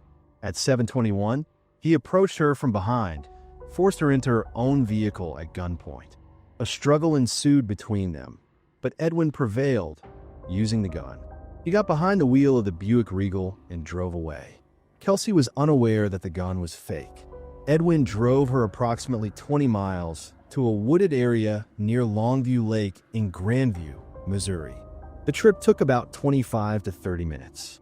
Around 8 o'clock, he forced Kelsey out of the car and into the woods. There, he assaulted her and then strangled her to death using her belt. Afterward, he covered her body with branches and left the crime scene. Edwin returned Kelsey's car to the area where Target was located and parked it across the street near Macy's to complicate the search efforts. He wiped down the vehicle but left fingerprints in several places, which later became evidence against him. Around 9 o'clock, he returned to the Target parking lot, took his pickup, and drove home, arriving around 9:30. He attempted to act as if nothing had happened, and this continued for several days until he was arrested. Kelsey Smith, the 18-year-old victim, was found dead. Edwin, the 26-year-old suspect, was arrested, and his bail was set at $5 million. His arraignment was expected that same day at 2:30. Investigators stated that there was no evidence that Edwin and Kelsey knew each other and did not name any motive for the crime. John Baza, a retired detective from the New York Police Department Special Unit, commented, "This is a clear case of stalking. He parked in the same lot, knew where she would be, followed her into the store, and then forced her into her own car." When we discuss this situation, it is important to note that there is a clear intent behind the actions. We should also be grateful for the presence of surveillance cameras at Target. Many stores are equipped with quality security cameras. This is certainly a positive aspect. However, the consequences of this tragedy are horrific for the young woman who lost her life. As sad as it is, there is another young woman whose family still does not know what happened to her. At least Kelsey's family has some comfort in knowing what happened to their daughter. So what are they doing now? Yesterday, in this program, we received information for the first time about the pings from the mobile phone, which are believed to have helped the police determine the area where her body was found. What actions are currently being taken in the investigation? At this moment, investigators are waiting for the coroner's report. The medical examiner will be looking for evidence, including any traces under the nails, bodily fluids such as semen and hair. Every time a crime occurs, it is crucial to gather all possible evidence. The police will also certainly check Kelsey's vehicle for any traces. This could include hair, fibers, and other materials. I also believe they will pay attention to the suspect's vehicle, as it could be critically important. There may be evidence that he stalked other women. I want to emphasize that this does not mean they were acquainted, as many stalkers observe their victims from a distance. He probably knew more about her life than she knew about him. This is one of the most frightening parts of this story. John Baza, a former detective from the New York Police Department Special Unit. Thank you. It has been about 3 days, and Edwin remained at home, living a normal life. He was engaged in routine activities, such as mowing the lawn and doing household chores. But he was hiding a dark secret that was soon to be uncovered. So, on June 5th, 2007, as I mentioned earlier, information came to the police. This could have happened on June 6th as well. The dates here are a bit confusing. This information was provided by Edwin's neighbors, Cameron and Debbie. After the police released the footage from the Target store, Cameron and Debbie happened to be watching the news and noticed it. At first, Cameron joked with Debbie when they saw the resemblance between the man in the video and their neighbor, Edwin. They did not take it seriously until the police showed additional footage featuring a dark blue Chevrolet pickup that matched Edwin's vehicle. When they saw this, their stomachs dropped as they realized that Edwin might be involved in the crime. On June 6, 2007, the police arrested Edwin Hall at his home sometime between 6 and 8 o'clock in the evening. When they arrived, they found him packing his pickup and preparing to leave town with his wife and child. This could have been a vacation, but more likely, it was an attempt to flee. A significant amount of time passed, and after a lengthy trial against Edwin, evidence began to emerge from all sides.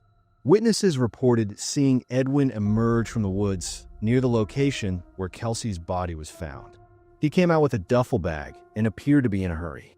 The evidence found included Edwin's fingerprints on Kelsey's steering wheel as well as on the driver's seatbelt latch. There were also several other important pieces of evidence that confirmed his involvement in the crime. On July 23, 2008, Edwin entered into a plea agreement to avoid the death penalty, pleading guilty to murder, which resulted in a conviction for involuntary manslaughter. He was sentenced to life in prison without the possibility of parole. Initially, he faced additional charges due to his infidelity to his wife, who was a minor. When it became known that Edwin had been unfaithful to his wife, it led to further charges. He was 24 years old when he was arrested, and he turned out to be nothing but a scumbag. In 2008, when he turned 27, he was already approaching 28 years old, and he was sentenced to life imprisonment. Although Edwin's actions were simply despicable, and he deserves no remorse, his behavior is repugnant. I feel anxious for the women in my life who walk alone. It is hard for me to imagine how they feel knowing that there are people willing to harm them. It is simply disgusting. On April 17, 2009, the governor of Kansas, Mar Parkinson, signed the Kelsey Smith Act. This law requires mobile carriers to provide law enforcement with location information for emergency calls that may threaten life or health without the need for a warrant or subpoena. This law also grants providers legal immunity for good faith compliance. As of 2025, more than 30 states have adopted the Kelsey-Smith Act, and I hope that in the future it will cover the entire country, as it was introduced into legislation in 2021 by Congressman Jake LaTurner. Rest in peace, Kelsey and Smith, a bright and charming young woman who had her whole life ahead of her. She was simply planning to have a nice evening with her boyfriend, and unfortunately, because she became a target, an evil demon set its sights on her and took her life. She should be remembered for the good she did in her life, and I hope her family is doing well, as they seem to be kind-hearted people with a great mission. The true tragedy that befell Kelsey and Smith serves as a horrifying reminder of how important it is to be cautious in everyday life. Kelsey, a young woman who had her whole life ahead of her, became a victim of a random attack when she went to the Target store to buy a gift for her boyfriend. This story highlights that even in ordinary situations, such as shopping, dangers can arise that we cannot foresee. The reasons behind a crime that happened to Kelsey can vary. A lack of caution, underestimating potential threats, and, unfortunately, the presence of individuals with criminal intentions can lead to tragic outcomes. Edwin Hall, who committed this crime, was unknown to Kelsey, but that did not stop him from stalking her and committing violence. This underscores the importance of being aware of one's surroundings and the potential threats that may exist around us. To avoid similar situations, it is important to follow a few simple yet effective tips. 1. Be aware of your surroundings. Always pay attention to the people around you, especially if you feel someone is watching you. If you feel uncomfortable, try to change your route or enter a crowded place. 2. Do not ignore your instincts. If you have a sense of danger, trust your instincts. It is better to take precautions than to regret not paying attention to your feelings later. 3. Communicate with loved ones. Inform friends or family about your plans, especially if you're going somewhere alone.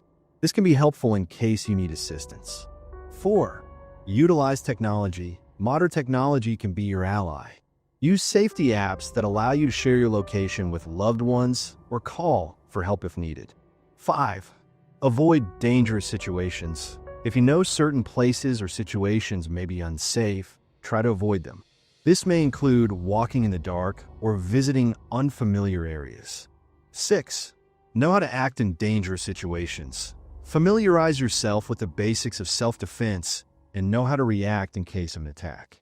This may include being able to respond quickly and seek help. 7. Stay in touch with the police. If you witness suspicious behavior, do not hesitate to contact law enforcement. Your vigilance could save a life. This tragedy reminds us of the importance of caution and awareness in everyday life. Kelsey and Smith was a vibrant individual who left a mark on the hearts of many. Her story has become a catalyst for legislative changes aimed at protecting others from similar crimes. Thank you for watching Detective Brooks' channel.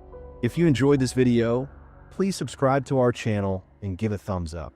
Your support and feedback are very important to us, and we strive to continue uncovering important stories that can help save lives. The case that shook all of Italy began with what seemed like an ordinary walk home for a young teenager. A 13-year-old gymnast left her training center intending to walk the short distance back home, just a few hundred meters away, but she never made it. That simple walk turned into one of the most sensational investigations in modern Italian criminal history, captivating millions with its complexity and plot twists that could outshine even the most imaginative detective stories. But before we get into the details, drop a comment below and tell us where you're from. Maybe the next episode will cover a crime that happened in your region.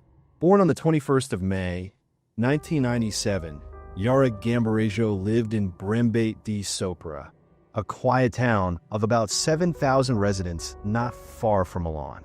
This historic village, known for its architectural landmarks and picturesque landscapes, had been home to the Gambarejo family for generations.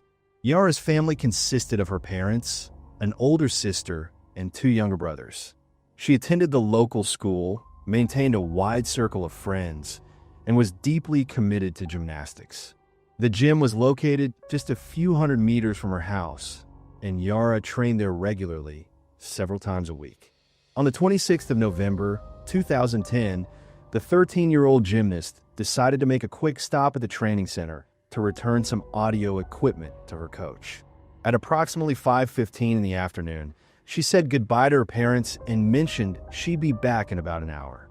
In a safe provincial town like this, her parents had no concerns about their daughter walking alone, despite her young age. The route was short, just a few minutes' walk. But that evening, her delay started to raise alarm bells. By 7 o'clock, Yara still hadn't returned home, which was very unusual for her. At 7:11, her mother tried calling her cell phone, but the call went straight to voicemail. Alarmed, her parents immediately contacted the police. The investigation was assigned to the police department in a nearby city located roughly 11 kilometers away.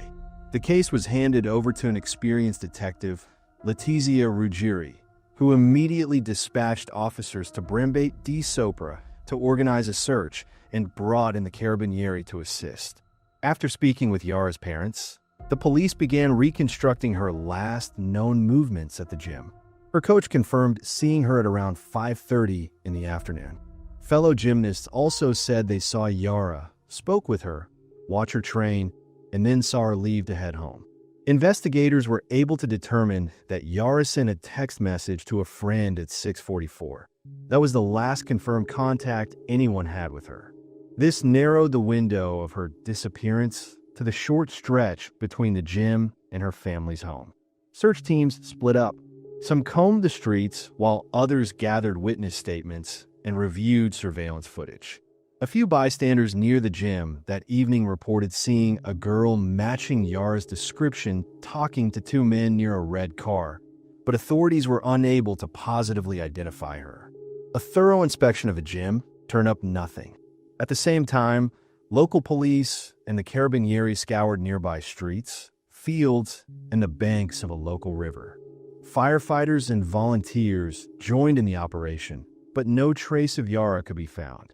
The lead detective called in a canine search unit. The trained dogs, given Yara's scent from her personal belongings, didn't head toward her house. Instead, they led police in the opposite direction, toward a town called Mapello.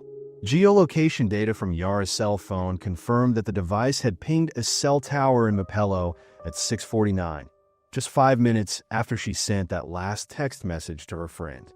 Given the distance from the gym, investigators concluded that it was physically impossible for Yara to have walked there in such a short time. Clearly, she had been transported by car. But from that moment on, the trail went cold, and the investigation began to pursue 2 primary theories. The first, and most likely, abduction. The second, that she had left willingly, although this theory raised serious doubts. In her last text message, Yara was making plans to meet a friend the next day. Not something you'd expect from someone planning to run away. Still, investigators explored every angle, interviewing all her relatives and friends, but they found no signs of family issues or conflict that might explain a voluntary disappearance. The lead investigator authorized the surveillance of all family members' telecommunications, along with those of several dozen other individuals. Ruggieri took an unprecedented step. She requested geolocation data for every mobile device detected in Mapello at the time of the girl's disappearance. The logic was simple. The potential abductor's phone must have pinged one of the local cell towers. Yet identifying a specific device among thousands seemed nearly impossible. The retrieved data encompassed approximately 15,000 phone numbers active in the area that evening. A special analytics task force was created to process this enormous data set, focusing on numbers that raised suspicions based on various criteria. Meanwhile, the active search efforts continued, but day after day, they yielded no results. I wonder how many people will watch this episode all the way through. If you're still with us, type "I'm brave" in the comments. Letizia began losing faith in the effectiveness of her chosen strategy. Her last hope rested on analyzing mobile traffic. Buried somewhere in the data had to be the number of someone involved in Yara's disappearance. Over the following days, investigators reviewed thousands of hours of phone calls, but not a single conversation contained relevant information about the Gambarejo case. Everything changed in late November, when an officer flagged a suspicious phrase. A man was heard whispering, "Forgive me, Lord, I didn't kill her." That sentence led police to identify the caller. Mohammed Fikri, a Moroccan construction worker living in Mapello, the very town where Yara's phone last pinged the tower. Apprehending the suspect proved difficult due to technical limitations in surveillance.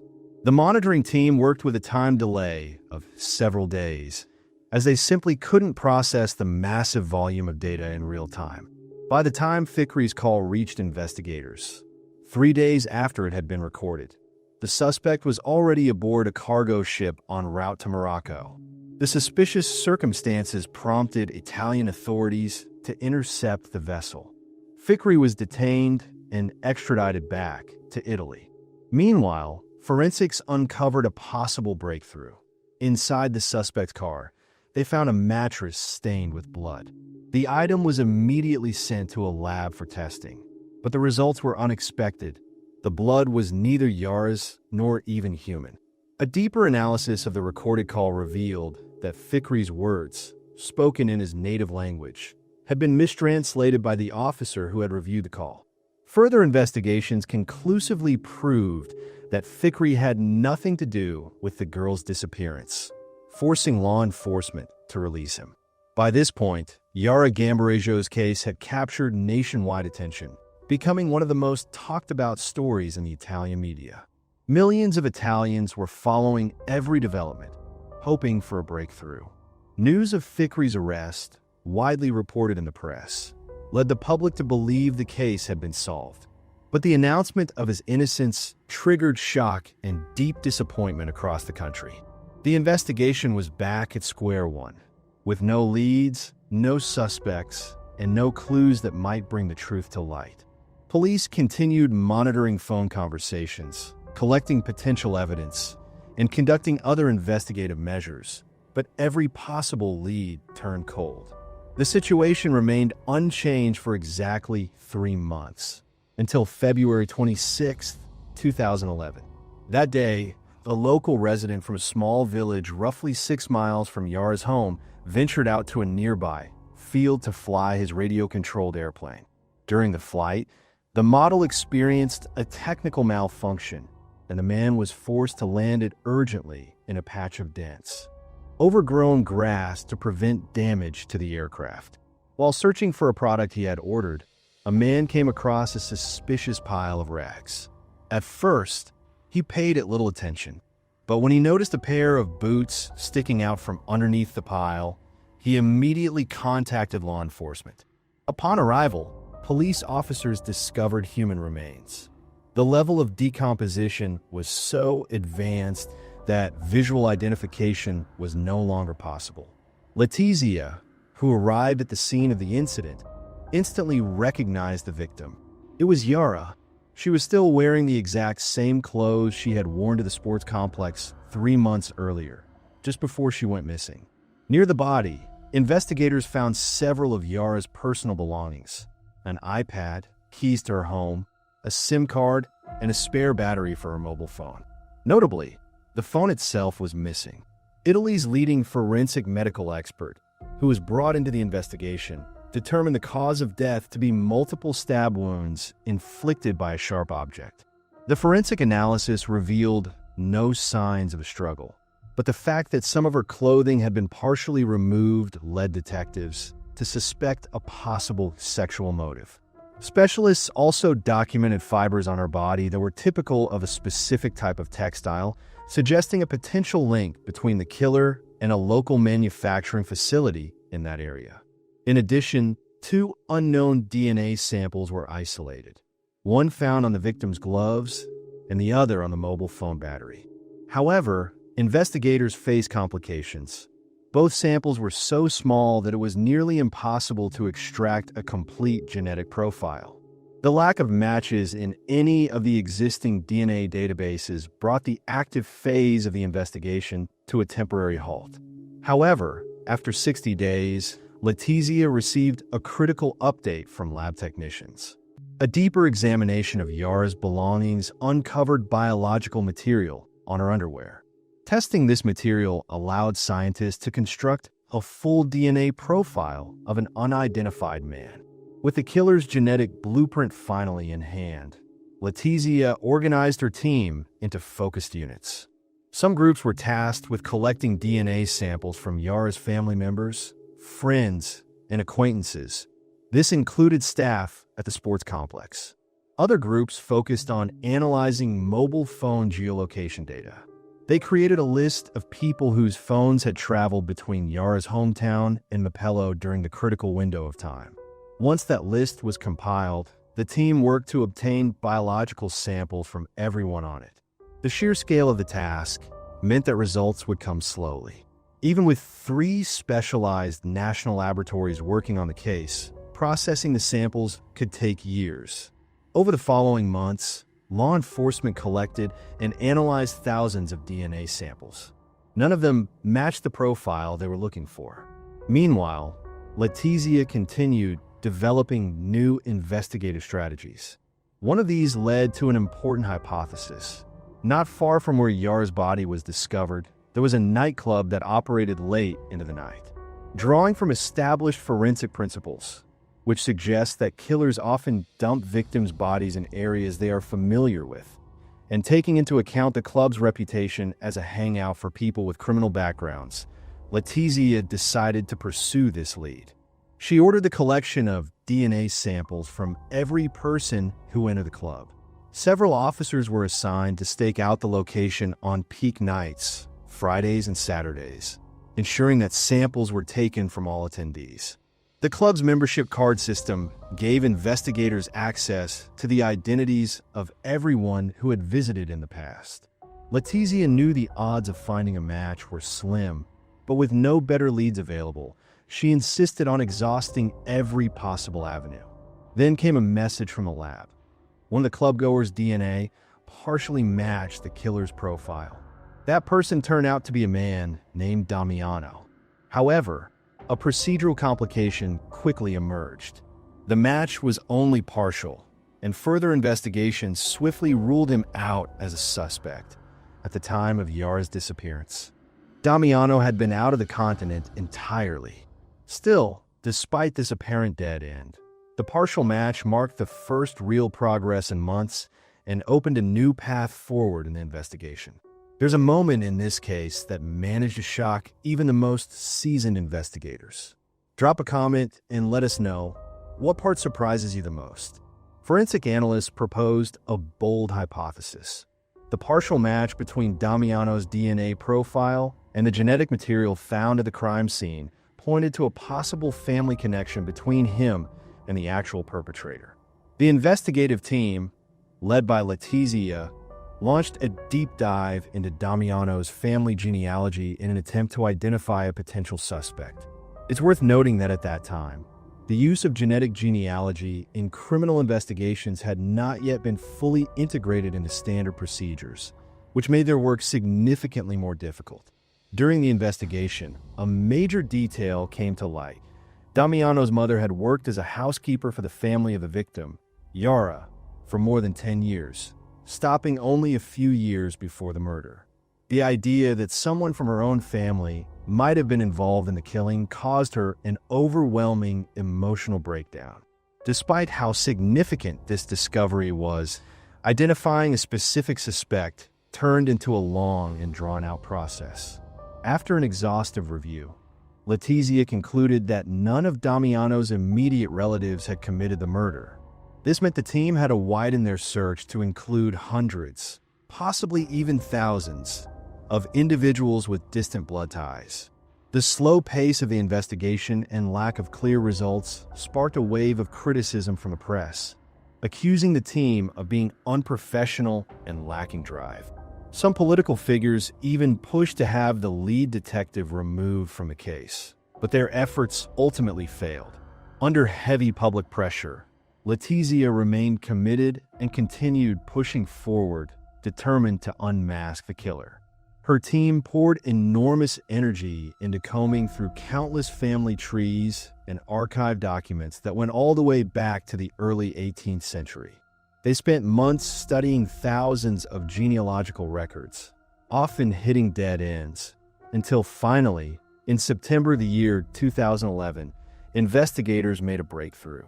One of the family trees led them to a man named Giuseppe, who had already passed away by the time the investigation reached him.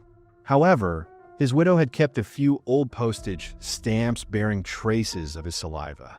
This allowed the forensic team to extract and analyze Giuseppe's DNA. The results revealed a high probability that Giuseppe was either the father or grandfather of the individual whose genetic material had been found on the victim's underwear. Investigators obtained DNA samples from Giuseppe's 2 sons, but what they discovered next led to yet another crushing disappointment. Despite being closely related, neither of the sons turned out to be the killer. That left Letizia with a tough puzzle. The perpetrator was clearly a close genetic relative of Giuseppe's, yet none of his known male relatives matched the DNA profile they were looking for.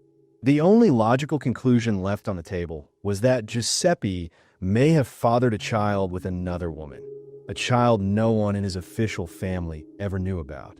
Detectives focused their efforts on investigating this possibility, but tracking down such sensitive information proved to be an uphill battle. They interviewed thousands of individuals who might have had some kind of contact with Giuseppe during his lifetime. About a year later, the team received a crucial piece of intel. Since the 1960s, Giuseppe had regularly visited a wellness resort in a small town near Milan, always without his wife. Every May, like clockwork, he'd spend 2 weeks there, never once bringing along any family members. Letizia requested the registration records of every guest who had stayed at the resort during those years. To her surprise, the documents had been preserved. This allowed the investigators to methodically go through the data. They compiled a list of all the women who were at the resort at the same time as Giuseppe. That phase of the investigation lasted for about 1 year. Still, Letizia came up empty. She wasn't able to identify any specific woman who might have been involved with Giuseppe. Meanwhile, the media caught wind of the direction the case was heading. The idea of a secret love child captured the imagination of the Italian public. Sensing the opportunity for headlines and ratings, journalists began launching their own amateur investigations into possible children born from extramarital affairs. Unexpectedly, this parallel effort turned up quite a few similar cases.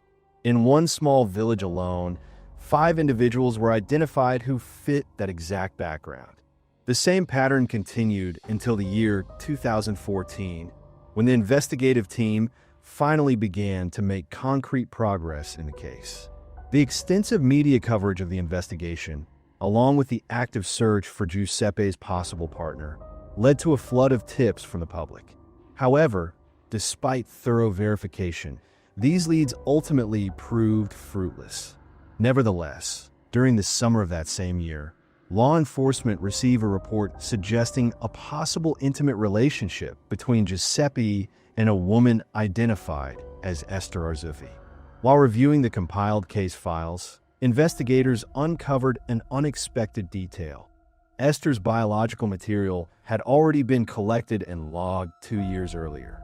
There are 2 types of people: those who Google the details after watching, and those who just watch. Which one are you? Drop it in the comments. The initial genetic analysis seemed to rule out any connection between Esther and the alleged perpetrator. However, at the insistence of Letizia, a follow-up test was conducted, and the results were nothing short of extraordinary. It turned out that the specialist responsible for the initial test had made a critical methodological error. Instead of comparing the suspect's genetic profile with Esther's sample, he had mistakenly compared it with the victim's DNA. The repeat analysis, carried out by a different expert following proper procedures, confirmed that Esther was, in fact, the biological mother of the individual whose DNA had been recovered at the crime scene. With this long-awaited confirmation, Letizia discovered that Esther had 3 children. Of particular interest were a set of fraternal twins, 1 boy and 1 girl, whose ages aligned with the investigative profile. Although the children were officially recognized as the offspring of Esther's lawful husband, the investigation reasonably hypothesized that Giuseppe was their biological father. Given that all available evidence pointed to a male perpetrator, the investigation narrowed its focus to Esther's son. At the time of the inquiry, he was 42 years old, employed in the construction industry, and living with his wife and children in the town of Marpello, the very location where Yar's mobile phone had last transmitted a signal before being deactivated. Letizia swiftly developed a tactical plan to obtain a DNA sample from the man without arousing any suspicion. Upon receiving real-time intelligence on the subject's routine travel routes, she organized a roadside sobriety checkpoint. Unaware of the true purpose of the stop, the man willingly submitted to a breathalyzer test, during which a saliva sample was discreetly collected and immediately sent to the lab. Nearly 4 years after the crime had occurred, Letizia finally received the breakthrough she had been waiting for. The man's genetic profile was a complete match to the biological material found on Yar's underwear. The suspect, identified as Massimo Bassetti, was arrested on the 16th of June. Bassetti vehemently denied any involvement in the crime and maintained his innocence, prompting the transfer of the case to judicial authorities. As part of the pretrial preparations, investigators uncovered a series of disturbing facts that indirectly pointed to Bassetti's guilt. His internet search history included inappropriate queries related to minors. On the night of Yar's disappearance, his mobile phone had pinged a tower in her hometown, but the device was shut off at 5:45 in the evening and remained off until the next morning. Surveillance footage later confirmed that Bassetti's vehicle had been spotted near the local sports complex that same evening, shortly before Yara vanished. The car's license plates were missing at the time, which delayed the identification of the driver until Bassetti's eventual arrest. It was later definitively established that the car did, in fact, belong to him. Notably, fibers from the upholstery in Bassetti's car were found to be identical to those recovered from the victim's body. The prosecution also presented a key witness, a local resident from Yar's neighborhood. The woman testified that she had stepped outside to take out the trash around the time Yara disappeared, when she saw a vehicle speeding past her house. According to her statement, the characteristics of the vehicle matched Bassetti's car, and she noticed a child inside. She also reported hearing screams coming from within the vehicle. Additionally, investigators discovered that Bassetti was a regular patron of a pizzeria located on the same street where Yara lived. The investigation revealed that Bassetti had the opportunity to observe the victim long before the actual abduction, suggesting that the crime was meticulously premeditated. During questioning, he claimed that security footage showed him returning home from work. However, investigators disproved this statement. Records from his workplace, testimonies from colleagues, additional surveillance footage, and geolocation data from his mobile phone all confirmed that he had not been at work on that particular day. The trial began 1 year after Bassetti's arrest, in the summer of 2015, and immediately captured the attention of millions across Italy. Despite the general public being convinced of his guilt, the courtroom proceedings unfolded with unexpected twists and turns. The prosecution maintained a clear narrative. For several days, or possibly even weeks, Bassetti had been tracking Yara before he finally decided to abduct her after she left the sports complex alone. According to the prosecution's version of events, he transported the girl to a remote area where her body was later discovered, and it was there that he ended her life. Investigators believed that Bassetti had planned to sexually assault her, but for reasons unknown, never carried it out. Bassetti's wife testified that he had been at home for a family dinner at the time Yara went missing. However, this alibi was contradicted by video surveillance footage from the area surrounding the sports complex and by statements from 3 independent witnesses who saw Bassetti's vehicle during the exact time frame he claimed to have been at home. The defense firmly denied any involvement on the part of their client. Bassetti himself insisted that he suffered from frequent nosebleeds, which might have stained his clothing or tools. His attorney proposed a theory that the actual perpetrator might have come into contact with objects that had traces of Bassetti's blood and then unknowingly transferred those traces onto the victim's undergarments. The defense team also challenged the reliability of the DNA analysis, suggesting the possibility of a technical error. They emphasized that there are 2 categories of genetic material, one that varies significantly even among close relatives, and another that evolves extremely slowly over generations. The samples found on the victim's clothing belonged to the latter category. The defense argued that this left open the possibility that the DNA could have originated from any relative of Bassetti, whether immediate or distant. Forensic experts working with the prosecution forcefully rejected this argument, stressing that the DNA evidence matched Bassetti's genetic profile without a doubt. Still, the defense shifted focus to a different bombshell revelation during the trial. They introduced a new suspect, a fitness instructor named Sylvia. Forensic testing revealed that traces of Sylvia's blood were found on the sleeve of Yara's jacket. According to testimony from Sylvia's father, his daughter returned home the night Yara disappeared and cried throughout the night. The investigation also uncovered a series of text messages exchanged between Sylvia and her brother that evening. Both of them later deleted the messages, leaving the content of their conversation a mystery. On the witness stand, Sylvia claimed she could not remember why she had sent those messages, what they contained, or how her blood could have ended up on the victim's clothing. During interrogation, she refused to provide detailed answers, repeatedly stating, "I don't know." Despite these unexpected developments, the body of evidence against Bassetti remained solid. In the summer of 2016, the court delivered its verdict, life imprisonment. The defense was unable to overturn the ruling on appeal.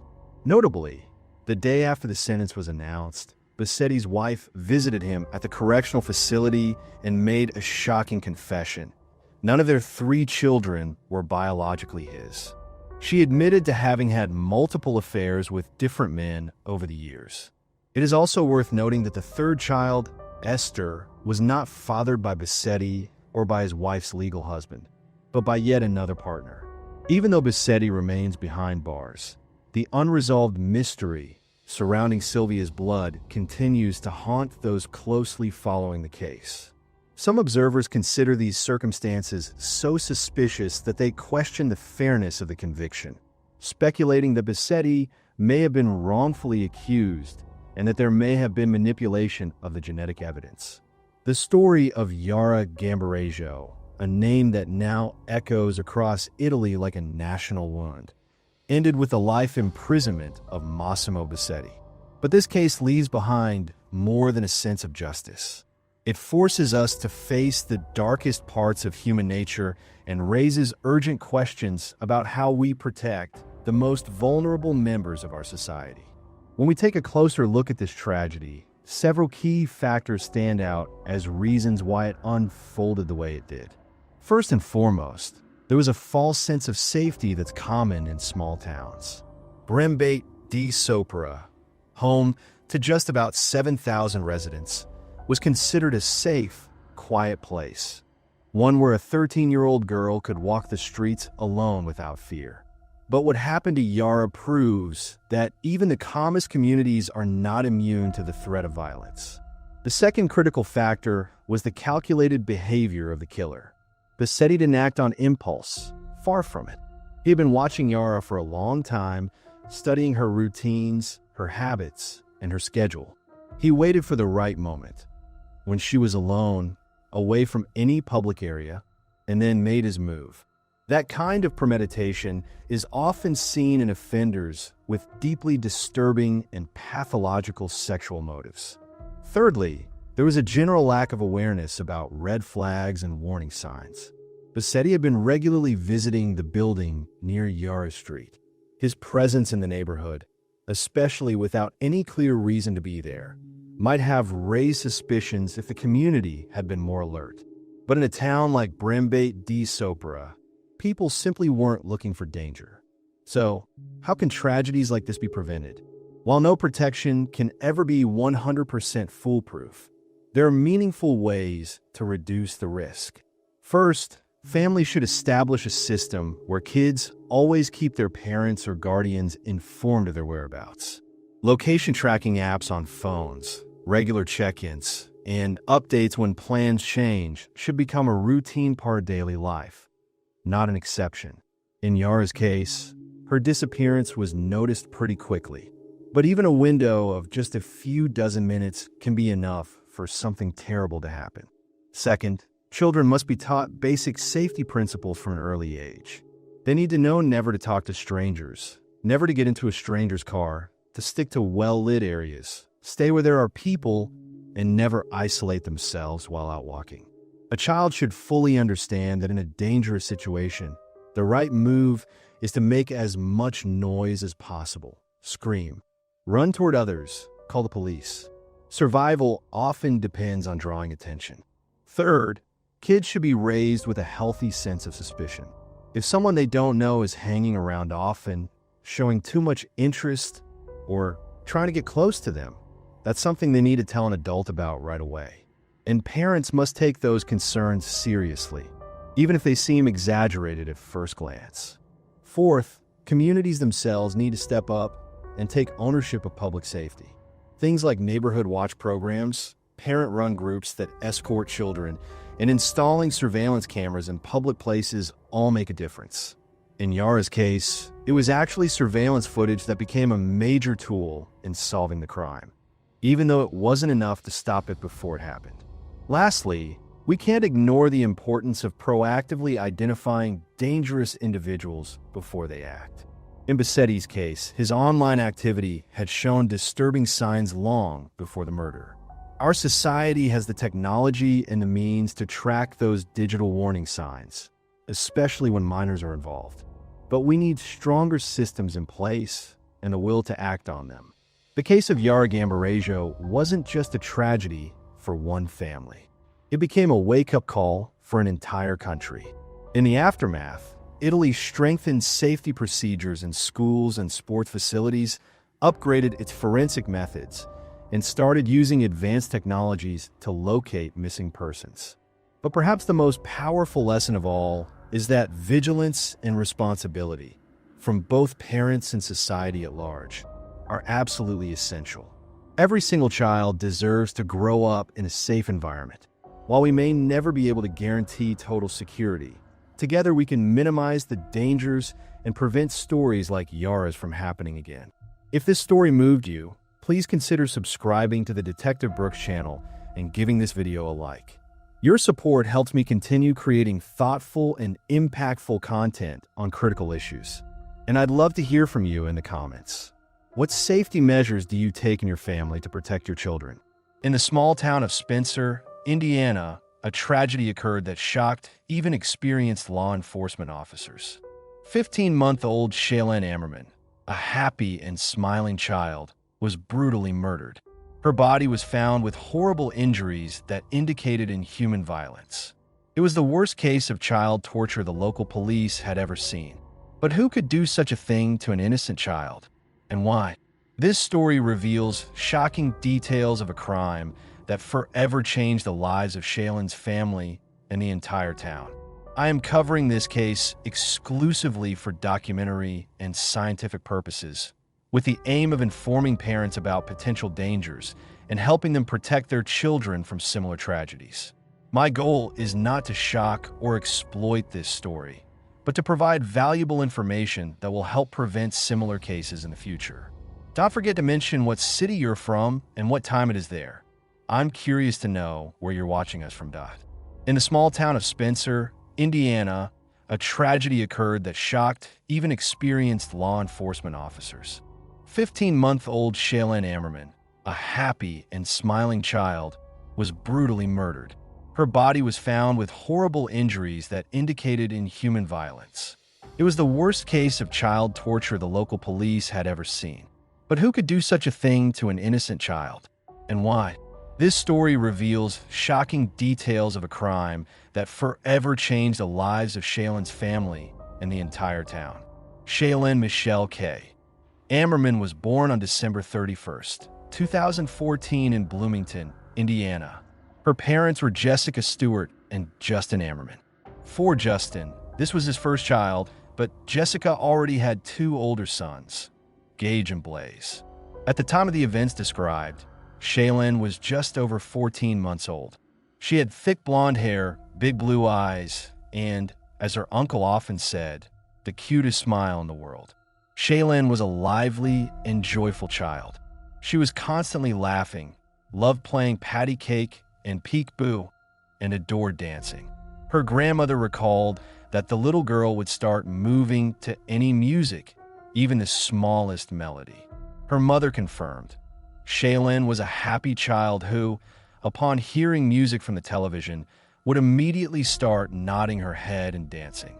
She was just learning to walk, and her steps were still uncertain. Her great-grandmother recounted that Shaylin could take a few steps, but then would wobble and fall. She could barely walk a few yards without losing her balance. Her father described her as a cheerful and playful child. He especially remembered how Shaylin, when she wanted to be picked up, would open her arms wide, connect her pinkies, and wait for someone to lift her. The relationship between Justin and Jessica ended shortly after Shaylin's birth. They agreed on joint custody of their daughter. She spent half her time with her mother and the other half with her father. Justin lived in a small white house in Spencer, Indiana, with his mother Tamara Morgan, brother Adam Ammerman, and stepfather Danny Morgan. Spencer is a small town where about 2,300 people lived in 2016. The house was located on a quiet West Jefferson Street, near Riverside Cemetery and the Assembly of God Church. Tamara, who grew up in Spencer, always considered it a safe place. She often said, "I've lived here all my life, and we never lock our doors." When Shaylin stayed with her father, her primary caregiver was Tamara. She was thrilled about her first granddaughter and called her the easiest and happiest baby one could imagine.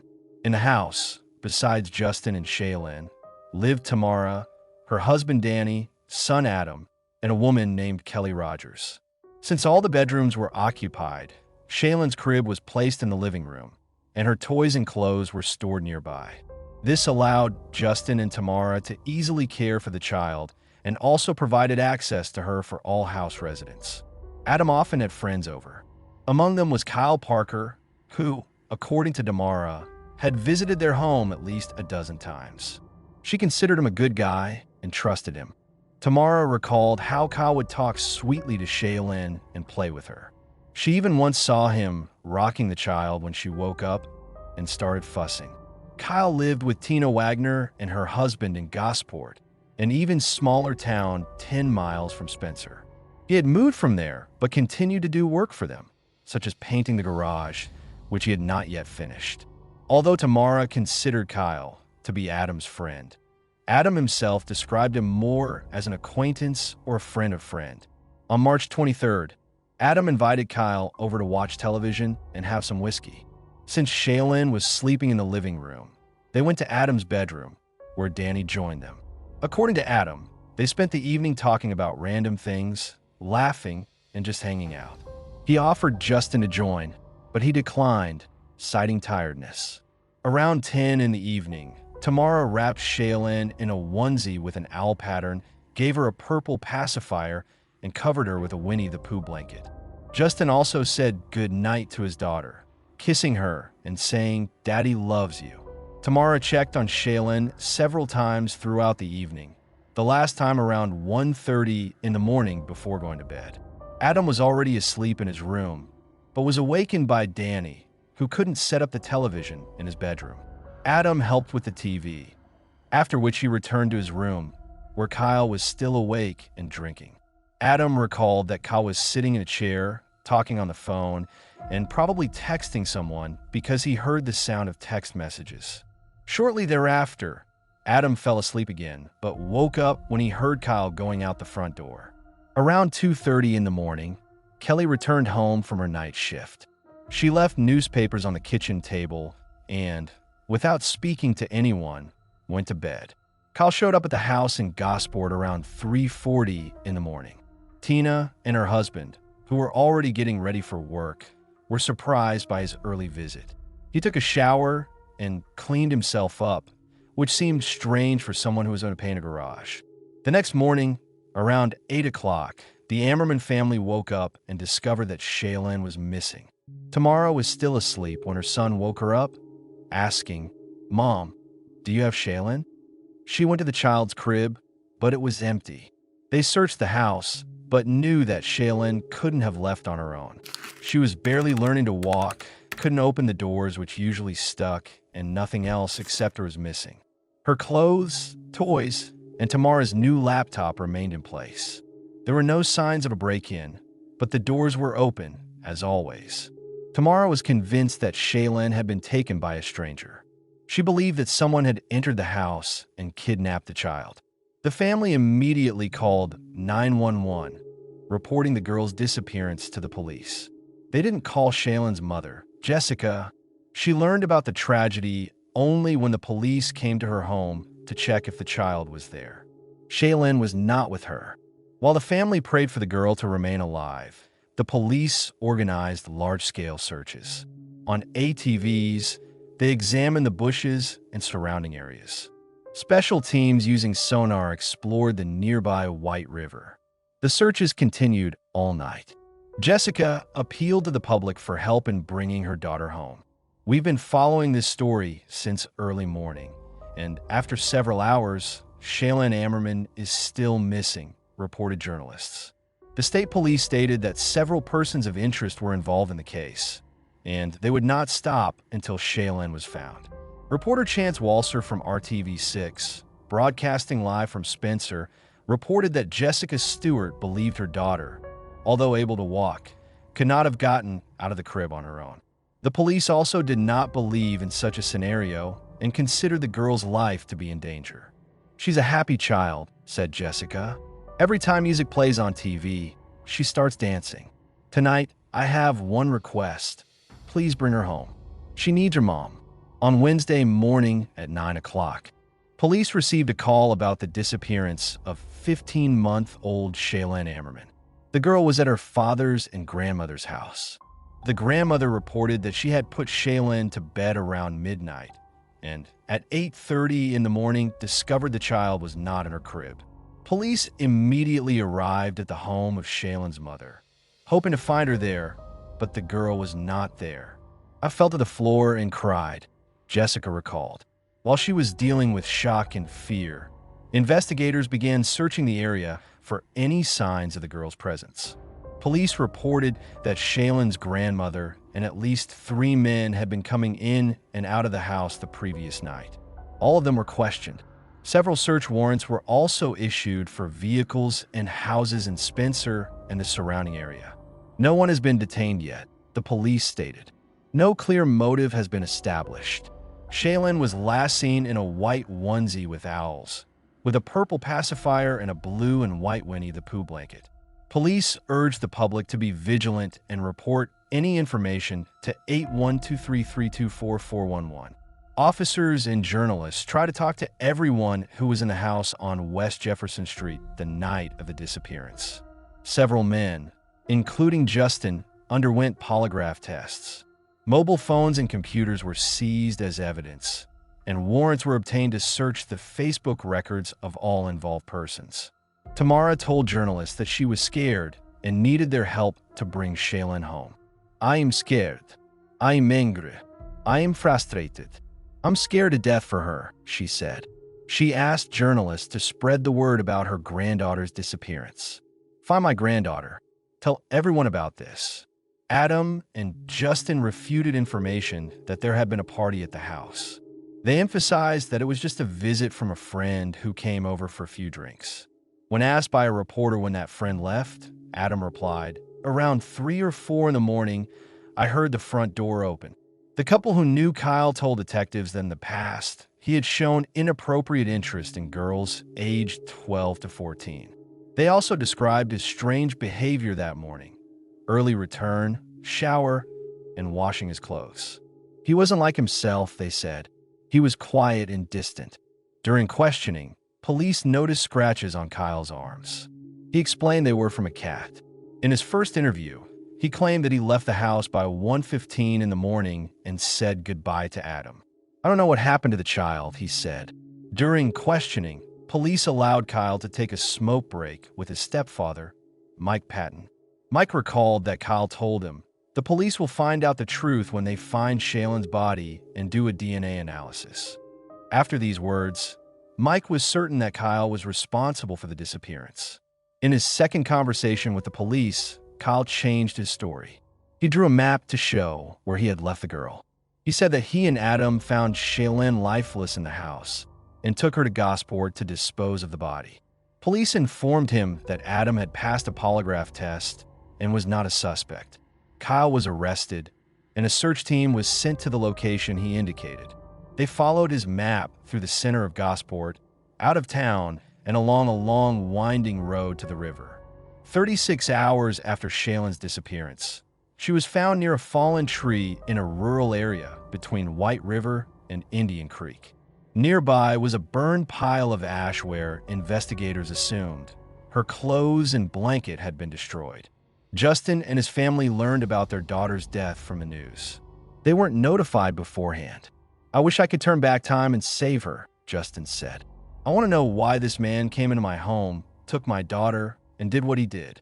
Both Justin and Adam believe that Kyle did not act alone. "He must have had an accomplice," Justin said. "Our family is peaceful.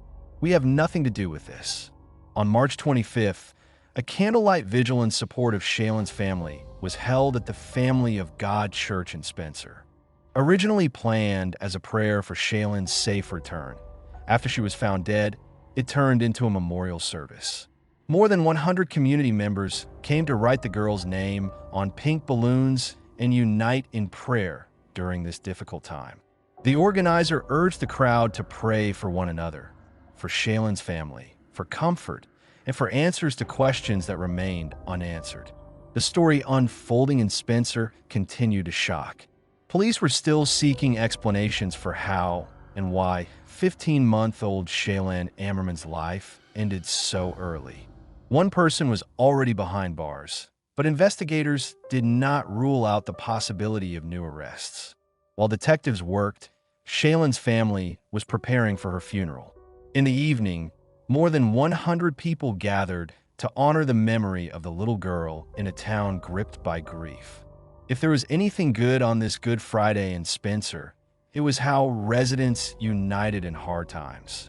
The family gathered in Spencer Cooper Park with pink balloons with Shaylin's name written on them. "Being a parent, especially for the first time, is very hard right now," Justin said. "I wish I could turn back time." Besides the father, mother, grandmother, and other relatives, strangers were also at the gathering.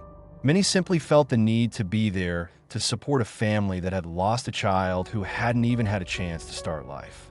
Pray for each other, pray for the family, pray for comfort, pray for answers, the organizer urged.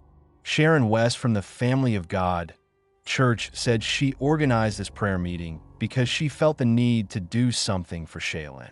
"It all seems so surreal, like a dream," she said. Shaylin's grandmother recalled how hard it would be to return home and see the girl's things, including the new Easter dress and shoes she had just bought for her first granddaughter. "In the precious name of Jesus," and all God's people said, "Amen," she concluded. The police continued to look for the answers everyone needed. They obtained a warrant to search Kyle's car, which was in the garage of the house where he lived with his friend Tina and her husband. Kyle had cleaned the car and thrown some things into the garage. Tina recalled how she regretted allowing Kyle to live in their house. "This situation haunts me," she said. I'm very upset that I feel like I was also involved in this. Although police were looking for an accomplice, none was found.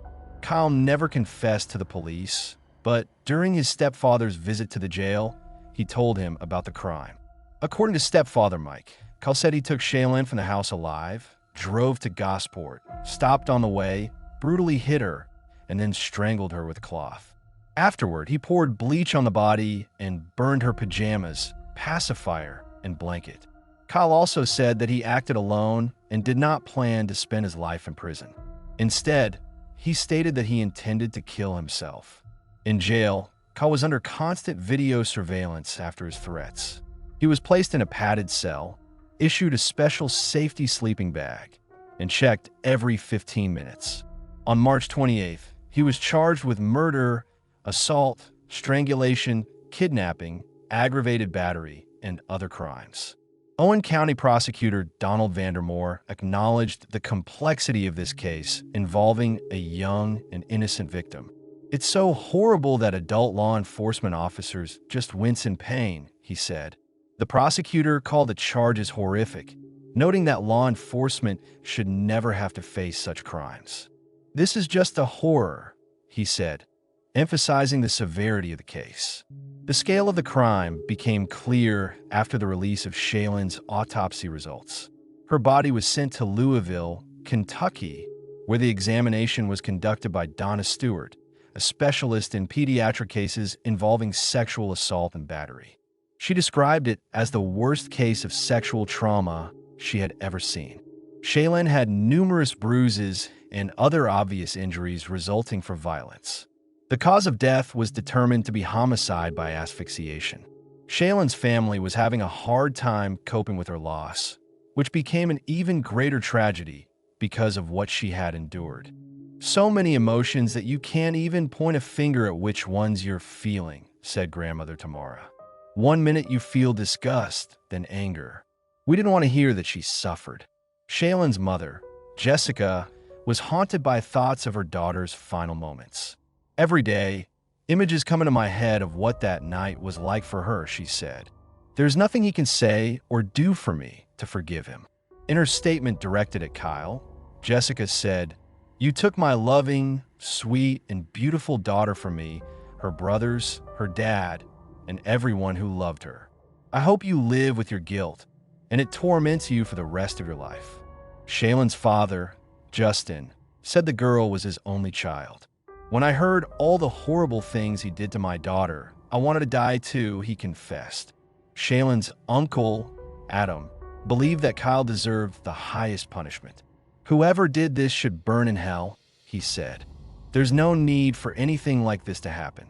Prosecutor Vandermoor worked for a year to build a case that could end in the death penalty or life imprisonment for Kyle.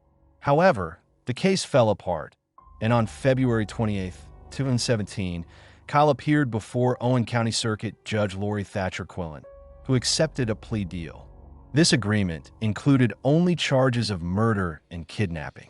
All charges related to sexual assault were dropped. The prosecutor explained that there was insufficient evidence against Kyle. Shaylin's clothes were burned, so there are no traces on them, Vandermoor said. Nothing remained but ashes. Despite Kyle's statements to his stepfather, none of his DNA was found in more than 100 potential pieces of evidence.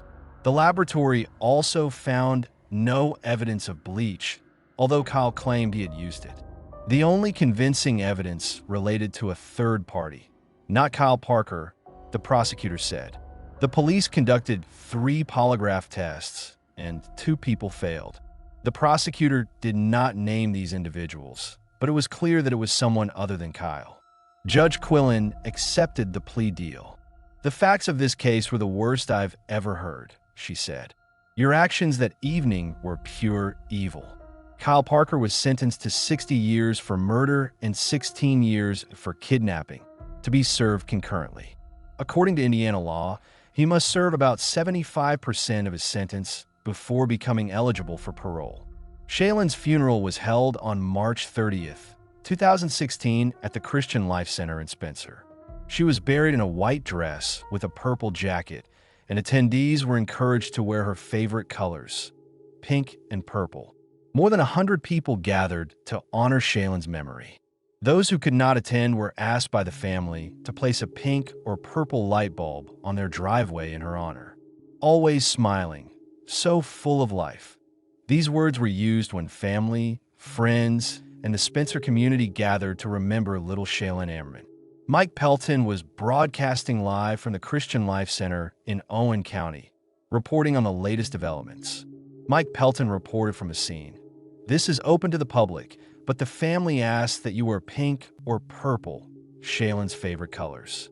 The scene was filled with emotions.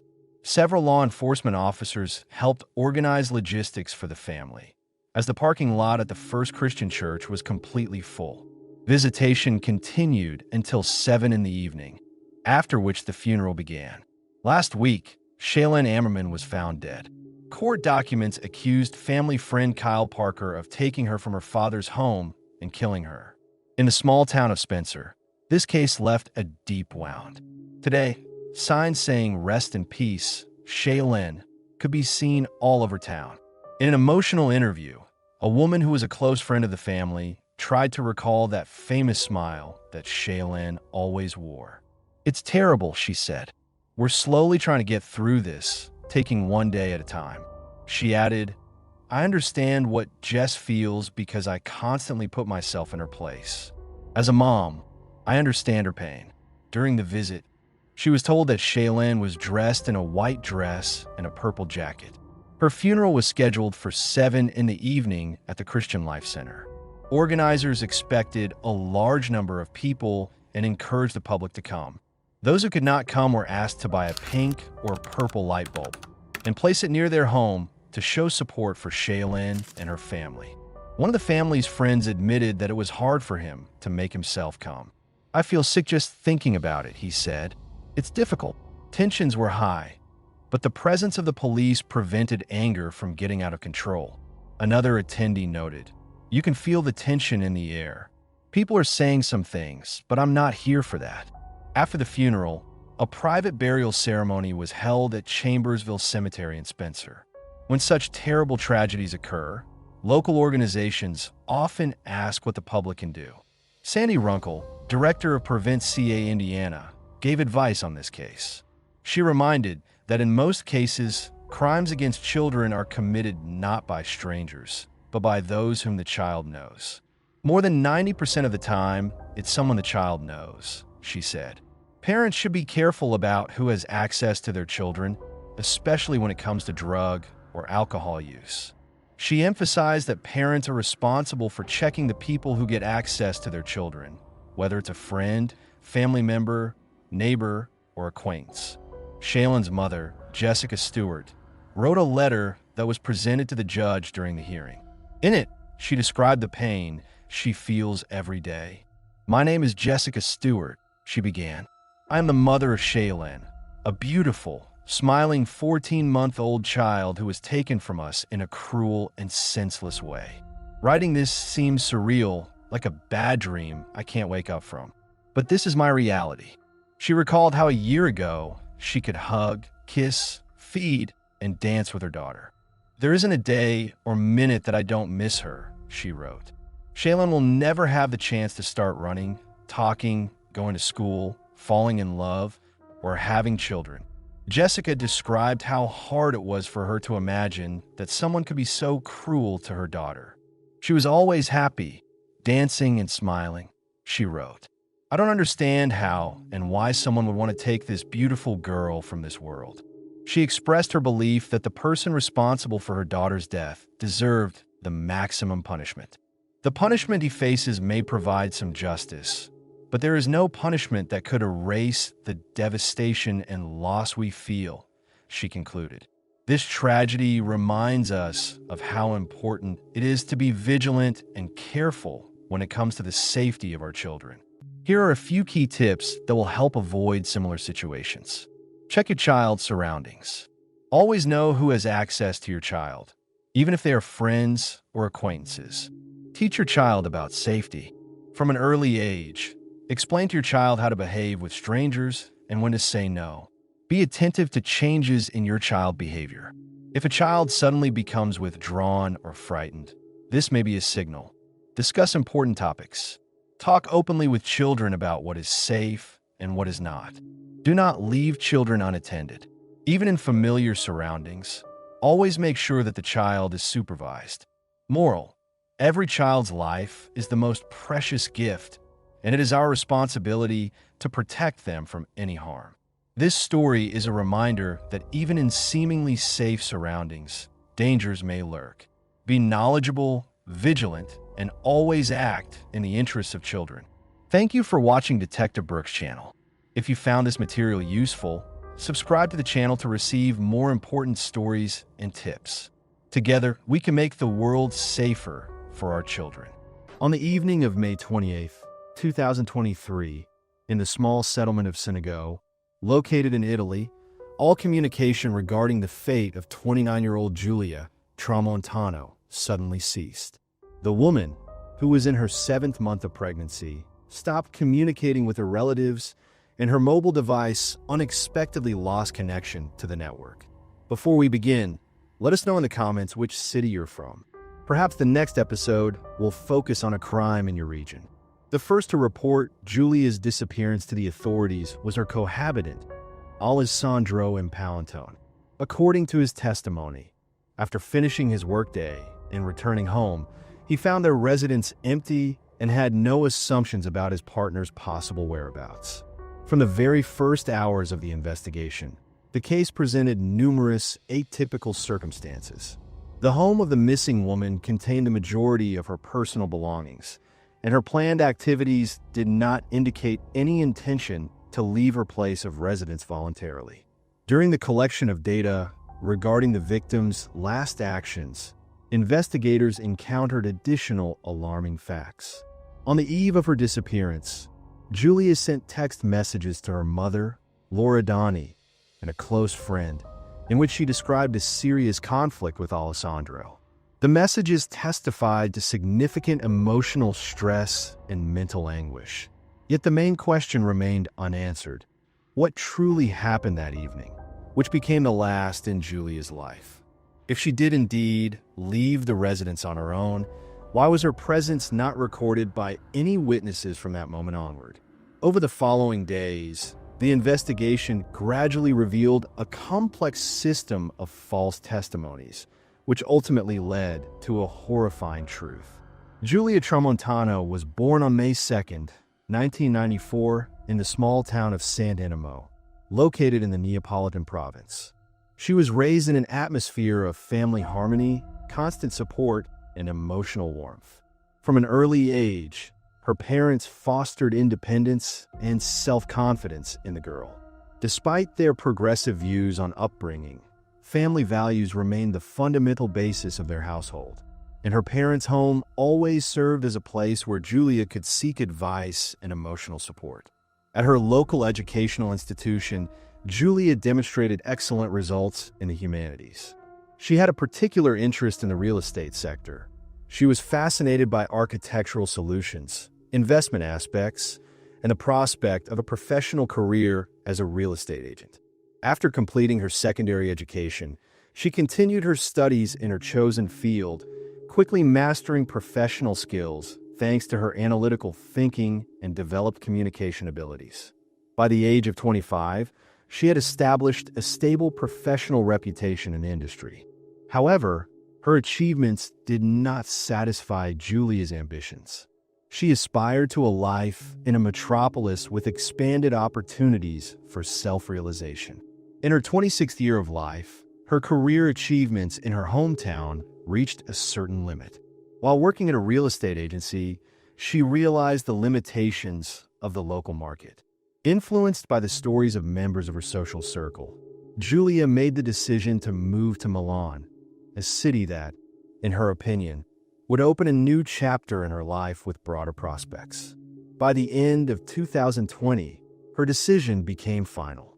Milan embodied independence, new professional connections, and career growth, which she actively pursued. The moving process took place in a short time frame.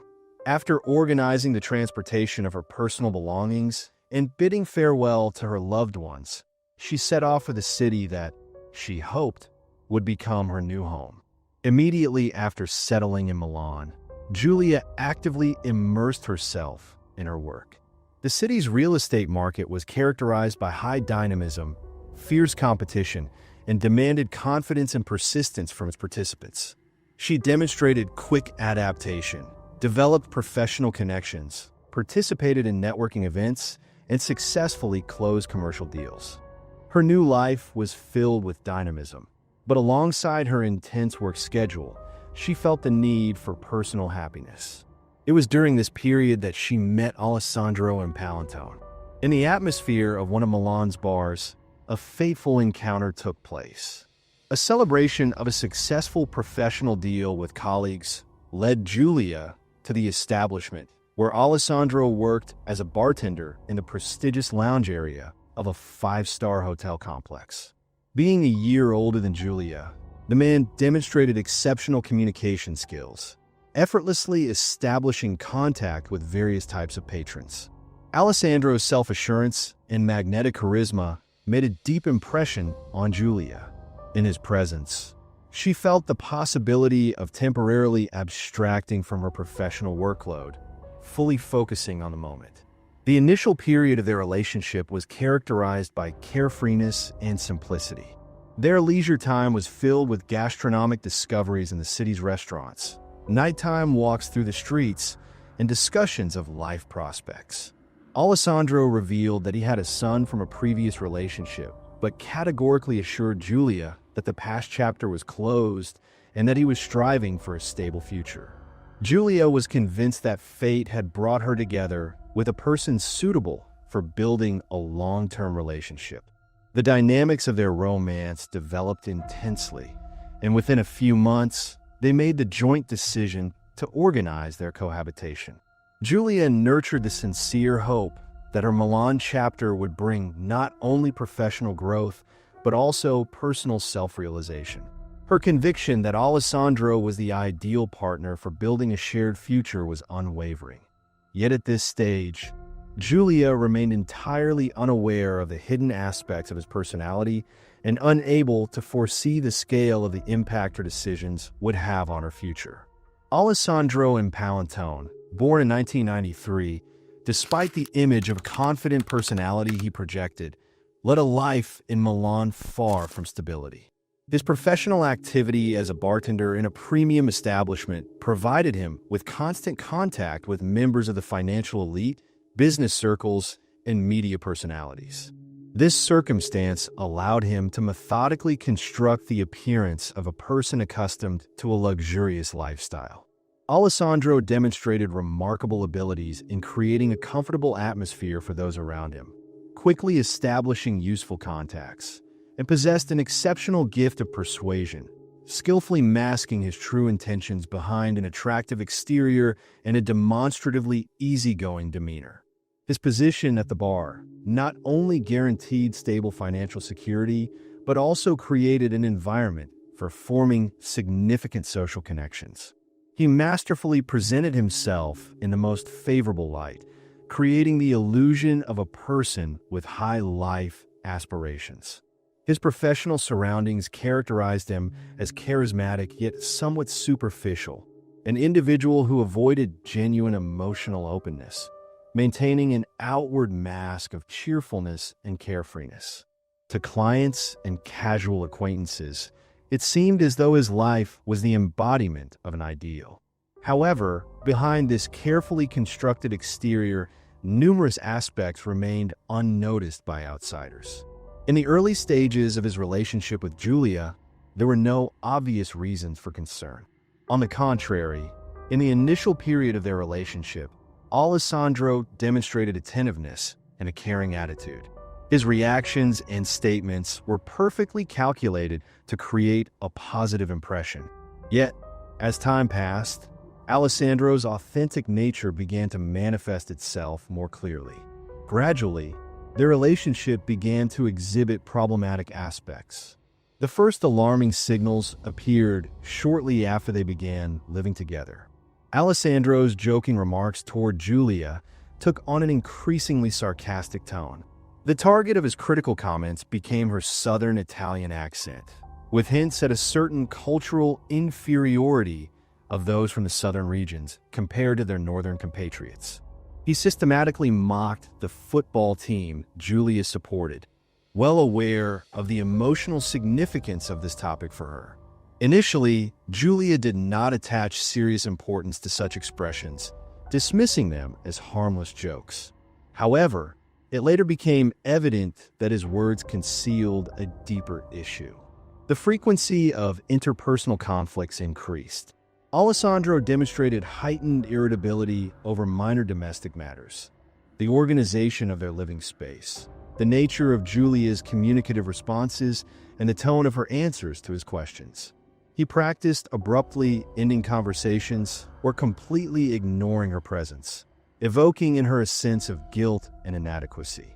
During such moments, his behavior was characterized by emotional coldness and detachment, after which there would be an unexpected return to the usual style of interaction, as if the previous incident had never occurred.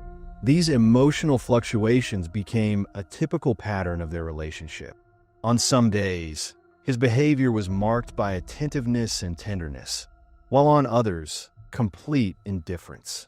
Julia made significant efforts to analyze the situation, but found no rational explanations. Alessandro categorically avoided open discussions of the emotional aspects of their relationship, leaving her in a state of constant uncertainty. However, the most significant manifestation of his dishonesty, which remained unnoticed by Julia, was his parallel double life.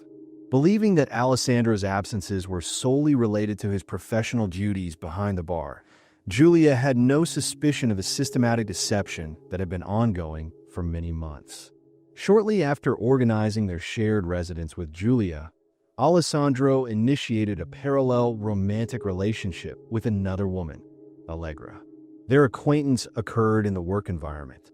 Younger in age, Allegra spoke several foreign languages and was actively developing her professional career in the hospitality industry. In his communication with Allegra, Alessandro positioned himself as an unmarried individual who had long since ended his relationship with Julia, but due to temporary circumstances, continued to live with her in the same residence. He masterfully maintained this false construct, systematically assuring Allegra that Julia was actively searching for a new apartment and would soon vacate their shared home. Neither Julia nor Allegra had any information about the existence of the parallel woman in Alessandro's life. In his interactions with each of them, he demonstrated entirely different behavioral models, weaving a web of false testimonies with such skill that no suspicious elements attracted attention. With one woman, he actively discussed long-term shared prospects. In his relationship with the other, he cultivated a philosophy of living in the moment, showing no signs of anxiety about the possible exposure of his deceit. Meanwhile, the emotional tension in his relationship with Julia continued to escalate. She intuitively sensed the presence of a hidden problem, but could not identify its specific nature. Over time, her internal discomfort intensified. Yet Alessandro continued to implement his double life strategy, unaware of the inevitability of the truth's revelation. Closer to the end of 2022, Julia noticed certain physiological changes in her body. Chronic fatigue, atypical food preferences, and menstrual cycle irregularities formed the basis for the assumption of a possible special condition. Unwilling to delay confirming her suspicions, she purchased a pregnancy test. The appearance of two clear indicator lines on the test left no room for doubt. She was expecting a child. The obtained information evoked an ambivalent emotional reaction in her. On one hand, starting a family had always been among her priority life goals. On the other hand, the recent months of cohabitation with Alessandro had been characterized by increased conflict. Despite the complexity of the situation, she recognized the necessity of personally sharing this news with her partner. Choosing what she believed to be the optimal moment, Julia, with noticeable anxiety, shared the information. In her mind, various scenarios of possible reactions arose. From a state of shock to expressions of joy, perhaps even with elements of anxiety. Yet Alessandro's face remained entirely unreadable. He maintained silence for several seconds, after which he limited himself to a laconic question regarding the confirmation of the pregnancy. Julia sensed in his communicative behavior manifestations of emotional detachment. He showed no signs of interest, did not inquire about the term of the pregnancy or her well-being.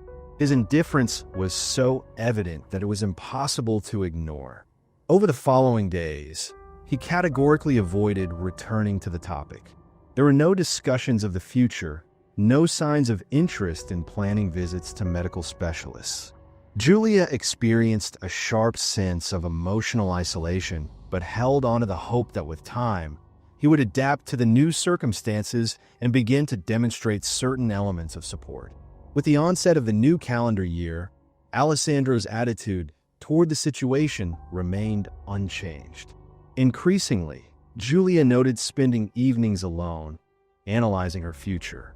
She maintained her professional activity, trying to focus her attention on other aspects of life, yet the sense of internal discomfort in her consciousness intensified. Meanwhile, Alessandro's parallel life took an unpredictable turn. At the beginning of 2023, he received information that his alternative partner, Allegra, was also in a state of pregnancy. This news came as a complete surprise to him. Similar to Julia, Allegra had no information about the existence of another woman in Alessandro's life. She sincerely believed that their relationship was exclusive. However, unlike Julia, Allegra was not certain whether she wanted to continue the pregnancy.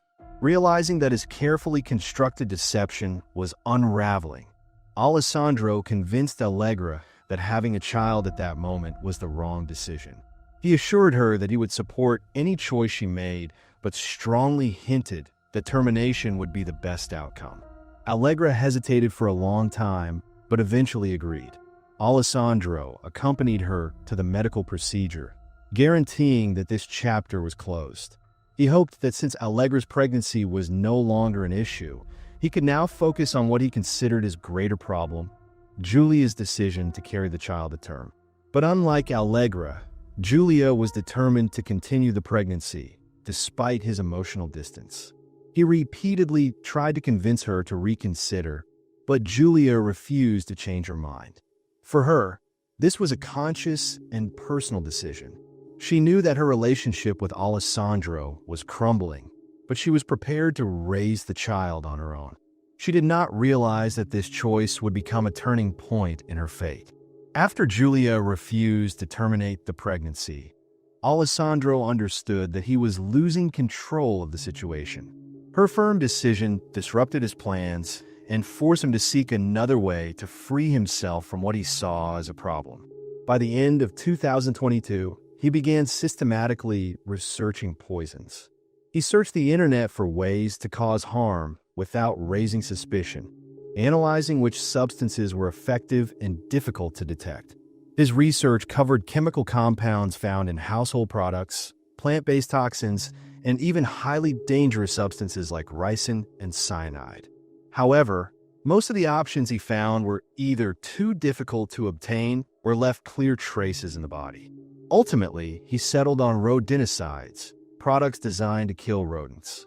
They were widely available over the counter and did not raise any alarms.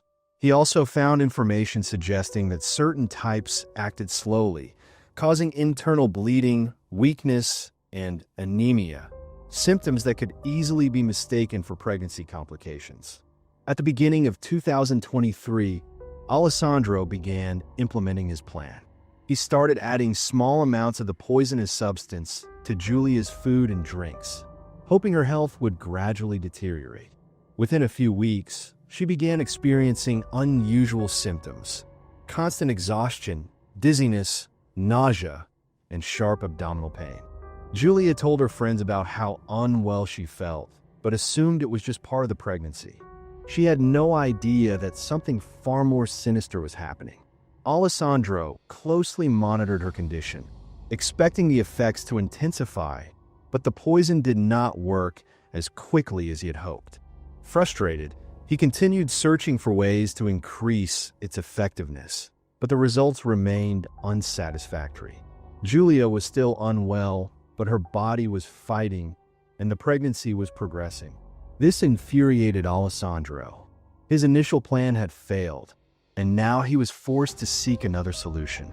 Alessandro was used to controlling the situation. He carefully maintained his lies, knowing exactly what to say and how to convince each woman of his version of reality. Julia believed he was simply going through a difficult period and that with time, he would come to terms with the pregnancy. On the other hand, Allegra was convinced that his past relationship had long ended, but one misstep shattered his carefully constructed illusion. The first red flag for Allegra was how uneasy Alessandro became whenever the topic of his past was brought up.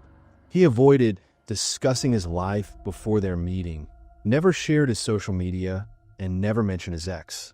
At first, this did not seem suspicious, but over time, inconsistencies began to accumulate. The real turning point came when she accidentally saw photos on his phone, recent pictures of him with Julia. The way they looked at each other, the closeness between them, made it clear that their relationship was far from over. Allegra did not want to jump to conclusions. Instead, she began paying more attention, mentally taking notes. He often went out in the evenings, claiming to be working late, but his colleagues at the hotel recalled that he left early.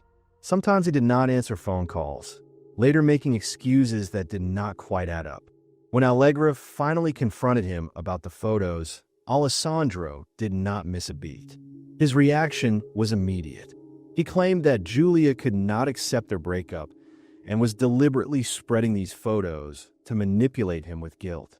Allegra wanted to believe him, but something about his explanation felt off. She began asking new questions, and his answers became increasingly unconvincing. Feeling that he was losing control, Alessandro abruptly changed tactics. He claimed that Julia was not just refusing to move on. She was actually faking her pregnancy in a desperate attempt to keep him. Now he tried to convince Allegra that there was no child at all, but his desperation only fueled her suspicions. In a final attempt to confirm his lies, Alessandro went so far as to fabricate a DNA test. He altered a file he downloaded from the internet, presenting it as proof that he had no connection to the child. Allegra initially accepted this version of events, but her doubts remained. She could not shake the feeling that there was still something she did not know. A few days later, she decided to find out for herself.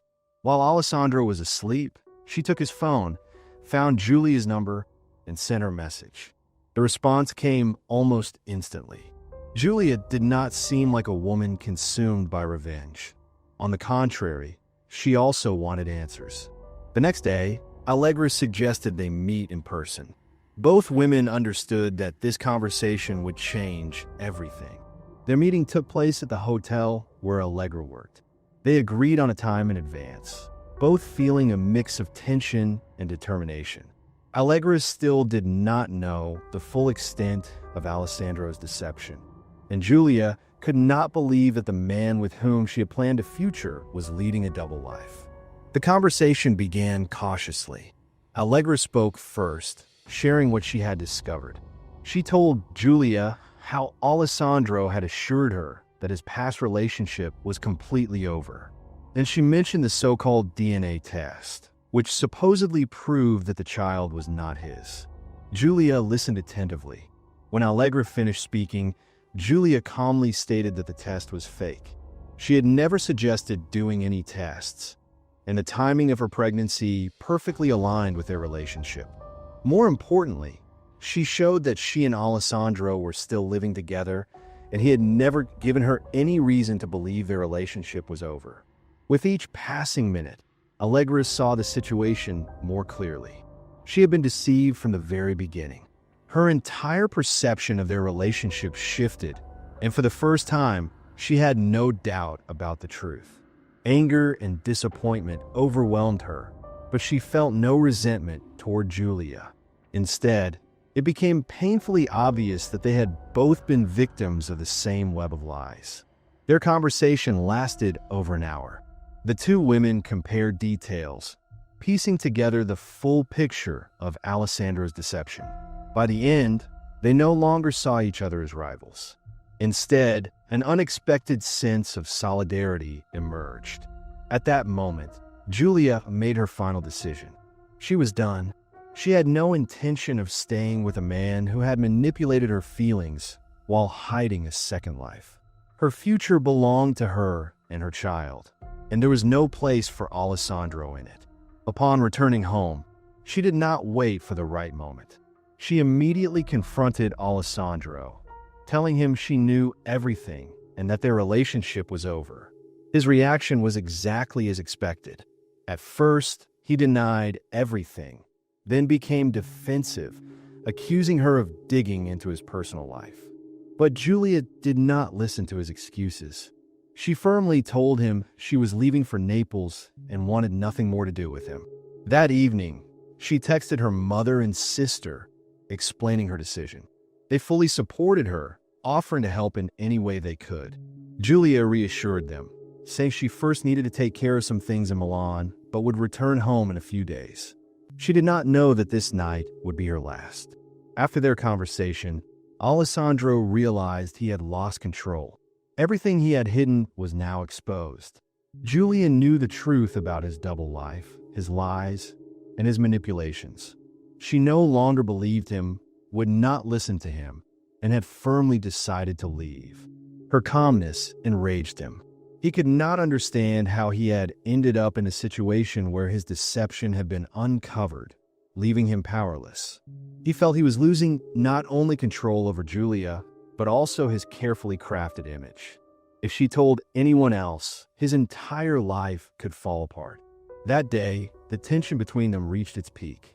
Julia ignored all of Alessandro's attempts to speak. She continued packing her belongings, showing no emotion. Her silence only further enraged him. Alessandro tried to convince her that she was making a mistake, that he loved her, that she needed to reconsider her thoughts. But Julia did not respond. His frustration grew. He raised his voice, desperately wanting a response, but she refused to argue. When he realized her decision was final, he was overcome with uncontrollable rage. He grabbed a knife from the counter and, in a blind fury, struck. Julia did not have time to react. The attack was sudden, precise, but it was not enough to make him stop. He continued, driven by panic and the fear of exposure. Losing all sense of restraint, he inflicted 37 stab wounds. Alessandro stood over her body, staring at the reality of what he had just done. Now he needed to dispose of the evidence. He could not leave everything as it was. He knew blood left traces. He understood that simply hiding the body would not be enough. He dragged her to the bathroom, doused her with alcohol, and set her on fire, hoping it would erase the evidence. But the flames did not do what he expected. The fire left burns, but did not destroy the remains. Panic set in. He had no plan. He grabbed rags, cleaning supplies, and began scrubbing the blood from the floor, walls, and furniture. He scrubbed and scrubbed, but the stains did not completely disappear. The apartment still looked like a crime scene. He realized he could not erase all traces of what had happened. But despite this, he was convinced he could find a way to avoid responsibility. He did not yet realize that investigators would soon gather all the evidence and expose his guilt. When Alessandro fully understood what he had done, as Julia's body lay in the bathroom, his first instinct was to cover his tracks. He had already tried to burn the evidence, but when that failed, he needed another plan. The first step was to stage her disappearance. He decided to make it look as though Julia had left voluntarily. To do this, he took her phone and began sending messages to her family and friends. He knew they would worry if she suddenly disappeared, so he had to create the illusion that she had decided to leave on her own. He texted her mother, saying she needed time alone. The message was short and vague, so as not to raise suspicion. Then he texted one of Julia's friends, stating that she had left but was not ready to talk about where she was going. He hoped to buy himself time, creating the impression that she had simply decided to disappear. However, his plan did not end there. He knew that sooner or later, someone would raise the alarm. So just a few hours after the crime, he went to the police himself and reported Julia missing. He claimed that she had left the house after an argument and had not returned. His version was simple. That morning, he had gone to work, and when he returned, she was gone. He deliberately added details to make his story sound convincing. He told the police that her personal belongings, passport, and money were also missing, suggesting she might have left the city on her own. The investigators listened carefully, but from the very beginning, something felt off. His behavior raised suspicion. He spoke too confidently, as if he already knew what questions would be asked. Unlike Julia's family and friends, who were in a panic and desperately searching for answers, he remained incredibly calm. While the police began their search, Alessandro focused on hiding the evidence. Initially, he left her remains in the bathroom, but he knew he could not keep them there for long. He wrapped them in plastic and, under the cover of night, took them to the garage. Over the next few days, he moved the remains several times. First, he hid them in the basement of his house, then returned them to the garage. He tried to find a way to dispose of them permanently, but the longer he delayed, the more mistakes he made. The investigators began checking his testimony, questioning neighbors, and looking for inconsistencies. Although he believed he still had control of the situation, law enforcement was already closing in on him. After Alessandro reported Julia missing, the police followed standard procedures for a missing persons case. But the first serious lead came when forensic experts found traces of blood in his car. Despite his efforts to clean it, modern forensic technology allowed investigators to identify biological evidence. A rapid analysis confirmed that the blood belonged to Julia. The second piece of evidence was found in the common areas of their apartment building. On the stairs and in the hallway, there were faint reddish stains, initially resembling dust or spilled liquid. However, chemical analysis revealed that they were traces of partially clean blood. The investigators also noted Alessandro's unusual behavior. Unlike most people whose loved ones go missing, he did not show genuine concern. He did not reach out to Julia's family for help in finding her, nor did he actively participate in spreading information about her disappearance. He simply went through the formalities required to report a missing person. Nothing more, which raised additional suspicions. The key breakthrough in the case came when detectives examined his electronic devices. They seized his phone, computer, and tablet. What they found was shocking. First, they discovered search history from several months before the crime. He had searched for information on poisons, researched the effects of various toxins, and read articles on how to harm someone without being noticed. There were even searches asking why certain toxic substances might not work as intended. Another crucial piece of evidence was the fabricated DNA test he had shown to Allegra. Forensic experts confirmed that the document had been altered, and the file had been downloaded from a website that allowed users to edit medical documents. The evidence was closing in on Alessandro. His version of events was falling apart. The investigators increased the pressure, pointing out inconsistencies one by one. At first, he stuck to his story, insisting he knew nothing. But with each interrogation, the police presented new facts he could not avoid. They showed him photos of the bloodstains, confronted him with his own search history, and called witnesses who had heard loud noises and screams from his apartment. The key breakthrough in the investigation came when authorities analyzed Alessandro's movements in the days following Julia's disappearance. Surveillance camera footage showed that in the days after she went missing, he had entered the garage several times, carrying bags inside, and then returning empty-handed. Under the weight of the mounting evidence, Alessandro's story began to unravel. Eventually, he broke down and revealed the location where he had hidden her remains. On June 1st, 2023, the police discovered Julia's body in an overgrown area near Senegal. Forensic examination confirmed that the remains had been set on fire, but the process had been interrupted. Despite his attempts to cover his tracks, experts were able to determine the cause of death and gather final evidence of his involvement in the crime. The revelation of Giulia Tramontano's tragic fate shook Italy. In a country where gender-based crimes have long been a cause for serious concern, her case became yet another painful reminder of the danger posed by individuals who hide behind the mask of a caring partner. After Alessandro and Palantone's arrest, protests erupted across the country. Women took to the streets with signs demanding harsher punishment for crimes rooted in domestic violence. In Milan, Naples, Rome, and other cities, memorial marches were held, calling for systemic reforms to better protect those at risk. At one rally, Giulia's sister, Carla Tramontano, spoke out, urging lawmakers to take action against the alarming frequency of cases where people do not face real consequences until it is too late. Meanwhile, forensic experts and investigators worked to uncover the psychological profile of the perpetrator. Alessandro underwent a psychological evaluation, which revealed disturbing behavioral traits. Court-appointed psychiatrists concluded that he exhibited strong narcissistic tendencies.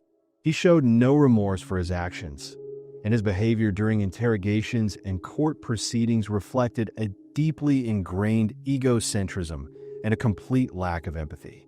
He viewed others solely through the lens of his own interests, disregarding their emotions and experiences. His actions were entirely driven by the desire to protect his own reputation and maintain control over those around him.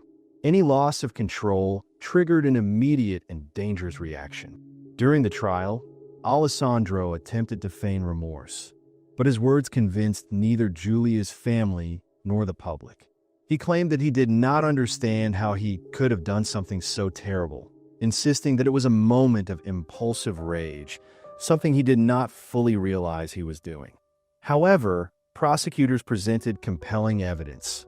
His internet searches on poisons, the attempted poisoning, the fabricated DNA test, and the false statement he made to the police. Each of these facts pointed to the premeditated nature of the crime. After his arrest and exposure, Allegra cooperated with the authorities. She handed over their messages, which showed how he had deceived both her and Giulia. She also testified about the fake DNA test and his repeated attempts to manipulate her. During the trial, Allegra appeared as a witness. Prosecutors called her to confirm key details: how Alessandro had concealed his double life, how he had lied about Giulia's pregnancy, and the excuses he had made as the truth began to unravel. According to those present in the courtroom, Allegra appeared deeply shaken. She realized that if she had not accidentally found those photos on his phone, the truth might have come out too late. During her testimony, she spoke of feeling guilty toward Giulia, though she understood that she, too, had been a victim of his deception. After the trial, Allegra refused to speak to journalists, avoided public statements, and tried to distance herself from the tragedy. Reports indicate that she later left Milan and moved to another city, hoping to rebuild her life away from the memories associated with the case. The court found Alessandro guilty of first-degree murder with aggravating circumstances. This included the cruelty of the crime, the prolonged emotional abuse of the victim, and his deliberate attempt to destroy evidence. He was sentenced to life in prison. In his closing statement, the judge emphasized that such crimes could not be justified by moments of lost control or temporary emotional distress. Alessandro's actions over several months demonstrated a clear and conscious intent to rid himself of Giulia. Her case became a tragic reminder of the danger posed by individuals who view their partners as property. But Giulia's story did not go unnoticed. It sparked outrage and became part of a broader movement to protect those who could still be saved. Thank you all for your attention. Your support is very important to me, and you can help my channel grow by hitting the like button, leaving a comment, and sharing this video. In youth, support from loved ones becomes vital. As they enter adulthood, Young people face many difficulties that adults have already overcome and know how to handle. If a young man or woman tries to deal with problems independently, the risk of stumbling increases. The price of a mistake can be so high that someone might lose their freedom or even their life. In 197, a girl's early years were spent in a loving family, in a quiet neighborhood of the small town of Lakeland, Florida, USA, with a population of about 100 people. Before watching, it's interesting to know your opinion. What crimes scare you the most? Write in the comments. Thousands of people remember her as a girl with enormous potential. Sociable and successful in softball, she was a bright light in the lives of her parents, who worked tirelessly for their family. Their main goal was always to provide their children with everything necessary. Cassidy had a sister and a brother with whom she maintained close relationships. In her teenage years, her life seemed perfect. She had no problems with her parents or the law. She didn't know what illegal substances were, didn't smoke, was athletic, and had outstanding academic success. Every Sunday, she helped her mother with housework and spent time with her relatives, creating memories that seemed would never disappear. In a small town where everyone knew each other lived a girl named Cassidy. She was full of hopes and dreams, and everyone who knew her predicted a brilliant future for her. Studies came easily to her, and she eagerly planned her career, dreaming of the family that would someday become part of her life. But in the spring of 2012, everything changed. In the life of 14-year-old Cassidy, sharp changes occurred. Her brother and sister began to notice that she was behaving differently. First of all, she noticeably gained weight. Her mother, trying to find an explanation, suggested it might be related to hormonal changes, but deep down she was tormented by doubts. Cassidy changed her clothing preferences, and this only added worry to the hearts of her loved ones. Cassidy seemed to be overwhelmed with complexes about what was happening. She began wearing baggy clothes that concealed her figure, and against this background, some quickly suspected she was pregnant. Rumors about her condition began to spread at school. Cassidy didn't even change clothes with her other classmates before physical education, nor did she confide in her sister or best friends. In reality, she was indeed in a delicate condition. Despite her young age of 14, the girl experienced fear about her family's reaction and perceived everything with great anxiety, deciding to hide her pregnancy from everyone. In the shadow of ordinary life, where laughter and joy once reigned, one schoolgirl found herself trapped by her secrets. Each day her belly grew, like an unknown shadow, but she stubbornly remained silent, hiding her secrets under a blanket, as if this could protect her from the gazes of others. Pants that once fit her had now become her shelter, and her smile, once bright, had dimmed, leaving only a shadow on her face. She locked herself in her room, avoiding communication, as if the world beyond the door was full of dangers. Church, once a place of comfort, had now become a trap for her, where acquaintances could see her changed. And of course, her sister and mother began to notice oddities in her behavior, as if dark clouds were gathering over their home, foretelling a storm that no one could stop. In the shadow of family secrets, where trust and secrets intertwined, one woman decided on a conversation that could change everything. Rumors about her daughter's possible pregnancy, passed on by her second daughter, made her wary. But Cassidy, like a master of manipulation, immediately rejected these assumptions. The mother, full of care, insisted on a test to dispel any doubts, but deep down couldn't believe that Cassidy was capable of deception. The woman, trusting her daughter, decided not to be present during this important moment. And Cassidy, clever and cunning, took advantage of the situation to hide the truth, leaving everyone in ignorance. She proved she wasn't pregnant. Her mother's trust became a fatal mistake. The woman, full of hope, talked to her daughter on this topic, but Cassidy, with cold calmness, admitted that she didn't need lectures on contraception because she wasn't sexually active and wasn't dating boys. Her mother believed her again, continuing to wash her clothes every week, thinking she was monitoring her daughter's menstrual cycle. Around the same time, even her father began to notice Cassidy's uncharacteristic behavior. Once, seeing her wrapped in a blanket, he too began to have reasonable doubts. In the shadow of family conversations, where everyone tried to find the truth, the man, like the others, tried to ask questions, but his daughter, like a fortress, rejected any suspicions. Her brother and sister, filled with doubts, couldn't leave this unaddressed. Her sister, especially after rumors that spread throughout the school, repeatedly approached Cassidy with questions full of concern. She doubted the honesty of the pregnancy test results and shared her suspicions with other family members. These conversations, like the whisper of the wind, reached her grandparents, but even they couldn't crack their granddaughter. Casey continued to insist she had merely gained weight, leaving behind a veil of mystery and understatement. In the shadow of the transitional period, she immersed herself in the world of her complexes, which grew with each day. By midsummer, her belly had become so noticeable that even baggy clothes couldn't hide the truth. She hid under a blanket, as if this could protect her from questions, but stubbornly maintained she wasn't pregnant. Cassidy, like a ghost, avoided communication with her close ones, evaded answers, and could be rude when she realized her secret was on the verge of exposure. Her parents, not guessing about the approaching storm, continued to live their ordinary lives, not suspecting that their world was about to change forever. How can one endlessly hide such a thing?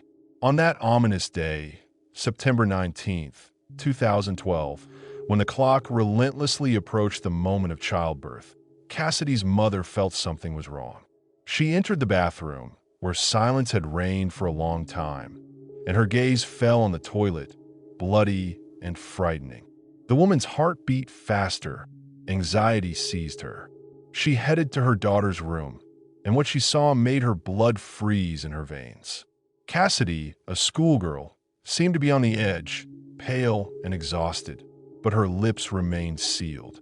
She tried to hide the horror, but her mother knew something terrible had happened, and this was just the beginning.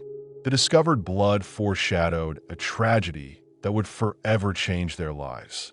The blood was not going to retreat when the woman, gripped with anxiety, grabbed her daughter and rushed to the medical center. In the emergency room, she said with a trembling voice that the girl might have had a miscarriage. The mother insistently asked the doctors to conduct an examination to find out what had actually happened.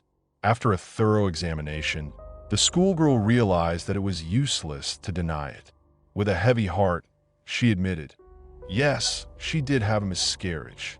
No one knew about the real terms of the pregnancy, and the woman couldn't confirm anything, again believing Cassidy's words. According to the girl's story, when she was sitting on the toilet, the fetus simply fell out, leaving behind only silence and horror. Cassidy, as if caught in a trap, didn't have time to realize what had happened when she accidentally flushed away the evidence.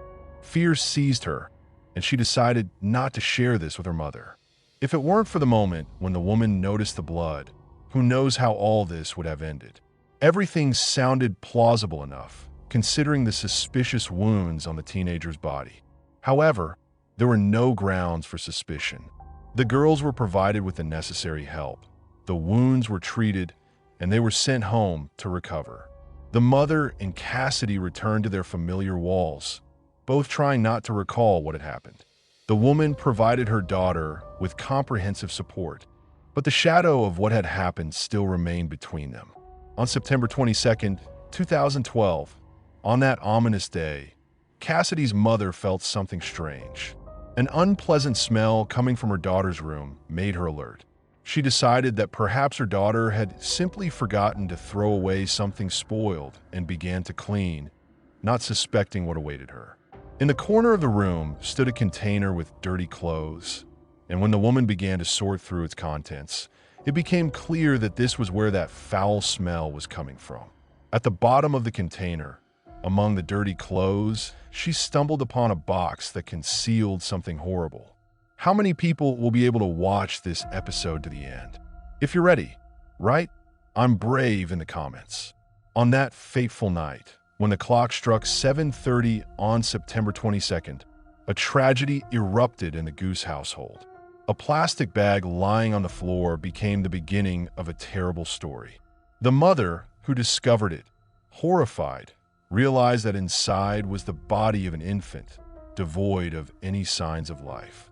The 42-year-old woman, seized with fear and despair, immediately contacted the police. That same evening, law enforcement officers arrived on site to find out what had happened. Cassidy, without much resistance, was taken to the station for questioning. During the conversation, she admitted that there had been no miscarriage. She had simply given birth and hidden the baby's body from everyone. On that fateful day, when Cassidy's water broke, she, gathering the wet bedding, tried to hide the horror that had occurred in her life. In the bathroom, in silence, the girl pretended to be taking a shower, but in reality, she was hiding the horror that had just occurred. She took a towel and clenched it between her teeth to suppress screams of pain when Cassie, in desperation, gave birth while sitting on the toilet. Scissors became her only tool in this terrible act, allowing her to extract the child from herself. When it was all over, she grabbed a towel to clean the bathroom of blood, and the exhausted mother was left with a bloody infant. She felt him breathing, but the fear of exposure took over her. At this moment, Cassidy made a decision that would forever change her life. She strangled him. She took her newborn child and, as if it were part of a carefully thought-out plan, hid him in a plastic bag. This bag she carefully placed in a shoebox and stuffed it in her room. Thus, the tiny human ended up in a container surrounded by dirty laundry. Amazingly, the schoolgirl managed to commit this terrible act quickly and unnoticed, even when other family members were at home. Detectives, trying to classify this crime, were intrigued by the details. The girl, not wanting to hide the truth, agreed to tell everything and conduct a reconstruction of events, showing every detail of her act. These actions, captured on camera, became the beginning of a dreadful story. She was given a Santa Claus doll, and it was on this doll that Cassidy demonstrated her terrible acts. The boy, who found himself in her arms, didn't open his eyes, but the heroine of this dark tale understood that he was terrified. She grabbed the newborn by the throat and squeezed with all her might. According to her, she was sure the baby wouldn't survive. The murder occurred when the child was still connected to the mother by the umbilical cord. After that, she cut it, washed herself, and then packaged the baby's body in a plastic bag and hid it in a container with dirty laundry. The girl, seized with panic, didn't know what to do with the box containing the body. She couldn't find the strength to throw it away, not understanding how to properly act in this terrible situation. The schoolgirl's words, claiming everything happened differently, could only be confirmed or refuted by an autopsy. The medical examiner, conducting a thorough investigation, established that the baby was born healthy and full term, weighing a whole 4 kilograms, while his mother had barely turned 40. This refuted her words about premature birth. The child, by all indicators, should have survived if not for the barbaric actions of his mother. The autopsy confirmed that the cause of death was strangulation, and besides, he had multiple injuries that revealed terrible secrets. The expert, with a cold gleam in his eyes, discovered a craniocerebral injury, traces of a blow with a blunt object which, in his opinion, was the result of a fall that occurred after birth. But this couldn't be the cause of death. The most frightening were the torn wounds on the tiny body, as if inflicted with scissors, which Cassidy used as a surgical instrument to extract the child from herself. Detectives, confused, couldn't understand why she left the baby's body in her room. It seemed Cassidy wasn't even planning to dispose of it. Although the smell in the room was unbearable, it was precisely this that gave her away. psychologists suggested that this could have been a kind of repentance. Perhaps the young mother even wanted to be caught, to receive deserved punishment.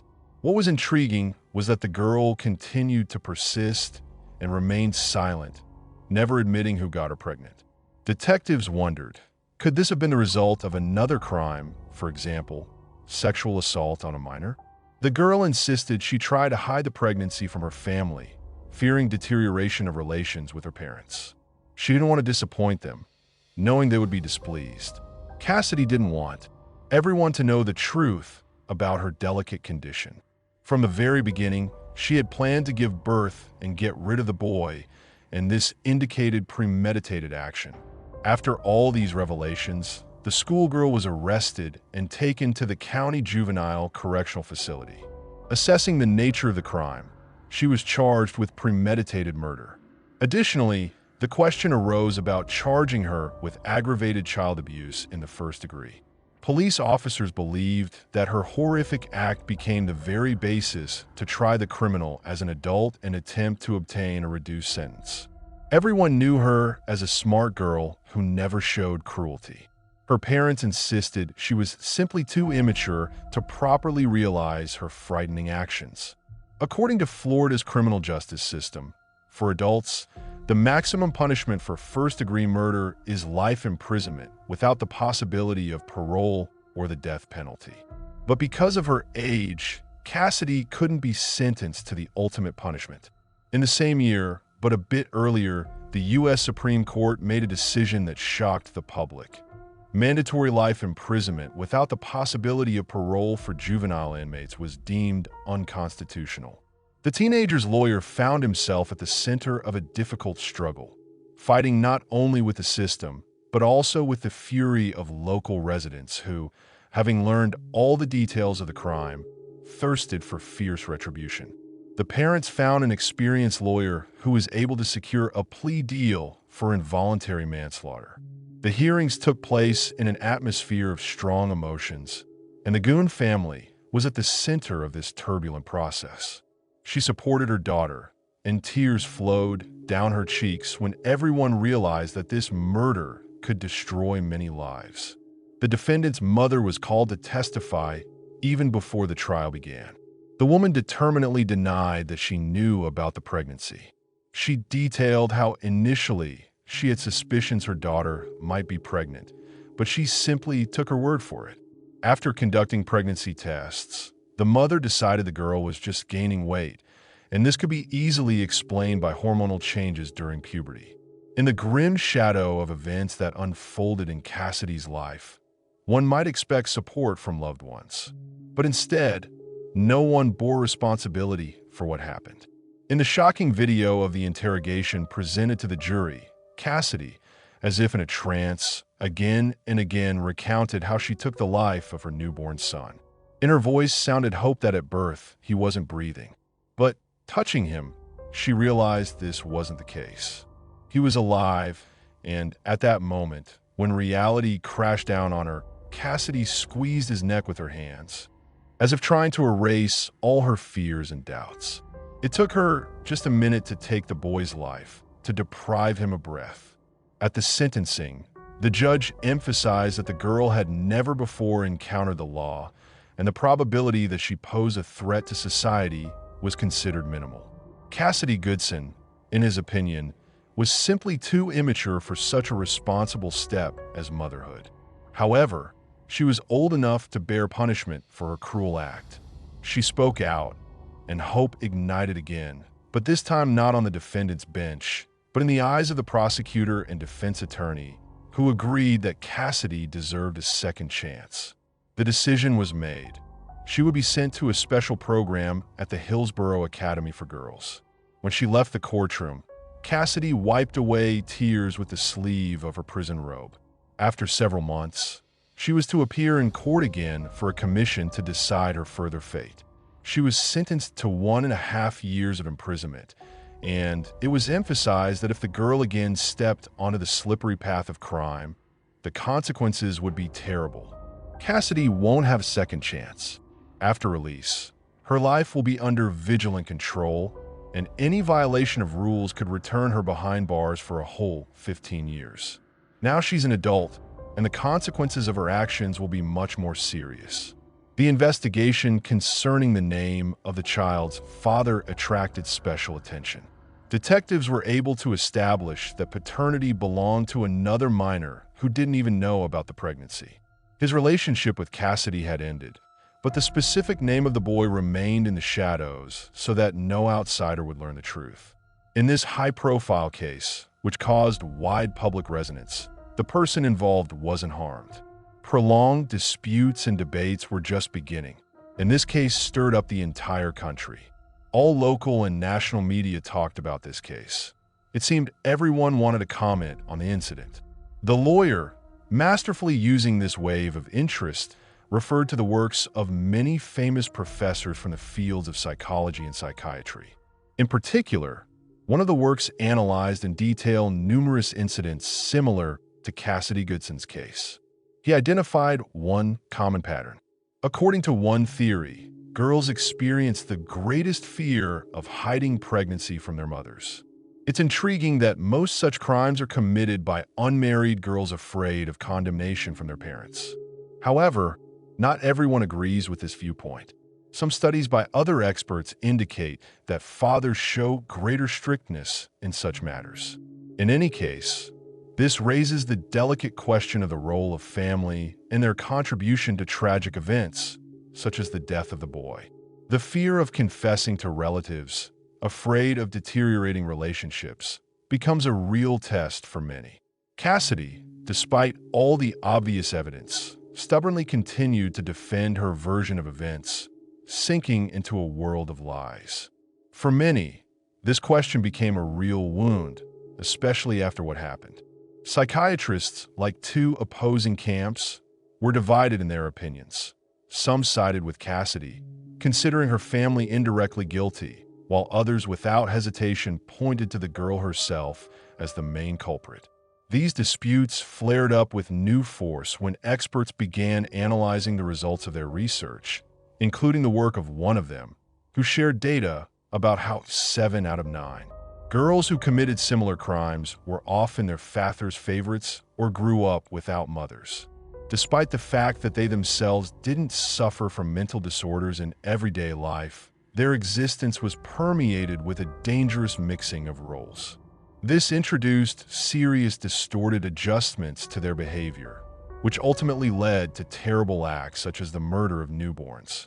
At the same time, such girls often excelled in school, were athletes, and even enjoyed popularity at school.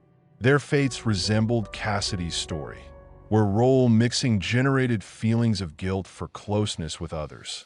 A person in a state of denial might experience perceptual distortions that made their own infant seem alien and malevolent. Often such teenagers dream of stillbirth, as this seems the easiest way to avoid responsibility. Young mothers can convince themselves their child was born dead, although in reality, he is alive and well. After this, they with light hearts throw him away and leave. All this is exacerbated by isolation from loved ones, which is also observed in similar cases. Sitting in silence, refusing to discuss all these problems with relatives, she herself drove herself into a corner. Cassidy's act provoked disputes, especially around the topic of abortion. It would seem an obvious solution to the problem in her case. However, judging a 14-year-old incident through the prism of social media and mass media, Cassidy Goodson's story was used as an argument in favor of terminating pregnancy at such a young age. To avoid problems similar to those of the heroine of this story, many wondered, why in this situation does the burden become so heavy? Decisions fell entirely on the shoulders of the underage schoolgirl. Parents, trying to understand what was happening, remained confident they hadn't done anything wrong. But how could they not notice their daughter's growing belly? Why didn't her strange behavior cause alarm? Cassidy seemed to easily deceive everyone, and the further growth of her belly was simply ignored. Relatives themselves admitted her behavior was becoming increasingly uncharacteristic, as if someone else had taken possession of her soul. Close people began to notice oddities, but in her situation, it seemed that everyone was indifferent. Those concerned about Cassidy's fate were shocked when they found out that for her mother, it took discovering blood in the bathroom to understand the obvious. Why until that moment no one took Cassidy to a medical center remained a mystery.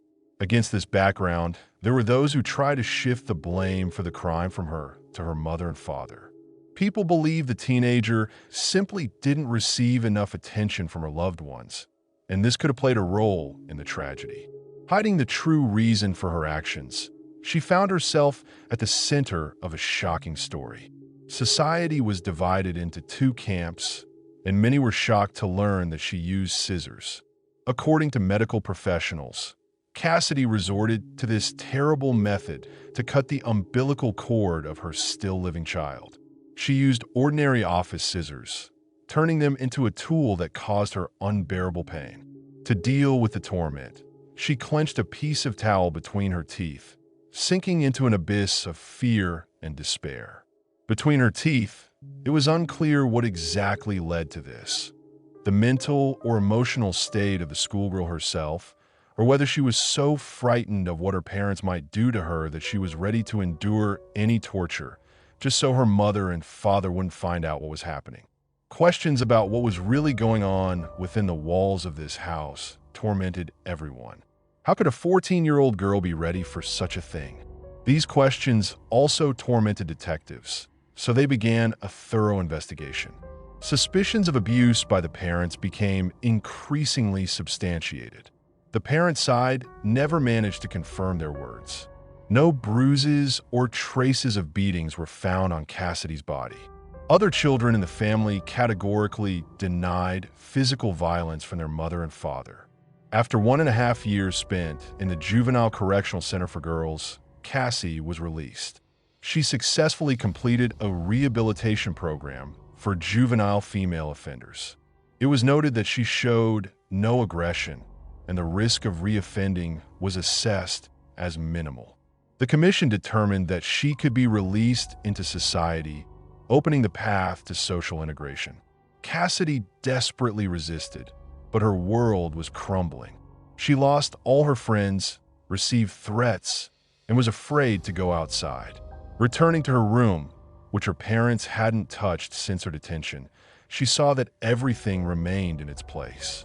Even the lotion by the window, which she used at age 14, reminded her of carefree days. The hardest thing was to look into the eyes of her loved ones, but they sincerely wanted to help her. When difficulties with acceptance by others became unbearable, she repeatedly admitted that she felt hatred and persecution. Cassidy realized she was living in hell and didn't understand when it would end. Despite the traumatic events and bloodthirsty act, Cassidy didn't abandon her dream of motherhood. In 2017, she got married, and soon the first daughter appeared in her life, whom she named Seema. 2 years later, a second girl was born, and Cassidy, full of hope, published a post on social media where she openly admitted her desire to have a boy.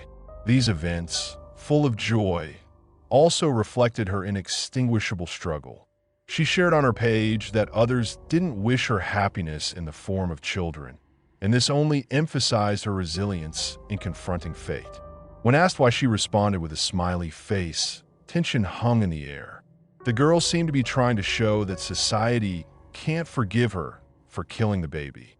Hatred, like a shadow, followed her, and many wrote that they wanted her to remain behind bars for the rest of her life, not wanting to live next to a child killer.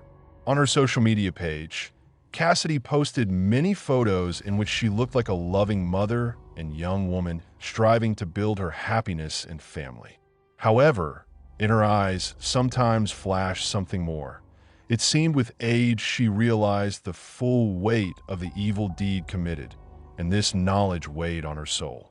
She couldn't forgive herself for the fact that her first child, a boy, never received a name. Cassidy didn't even think about what to name him, as she initially planned to get rid of him. In the murder case of a newborn, he was simply called Baby Goodson. Years passed, but Cassidy remained under close attention not only from authorities, but also from everyone who surrounded her. Even after time, the fate of the boy, strangled in the first minutes of life, didn't leave people indifferent.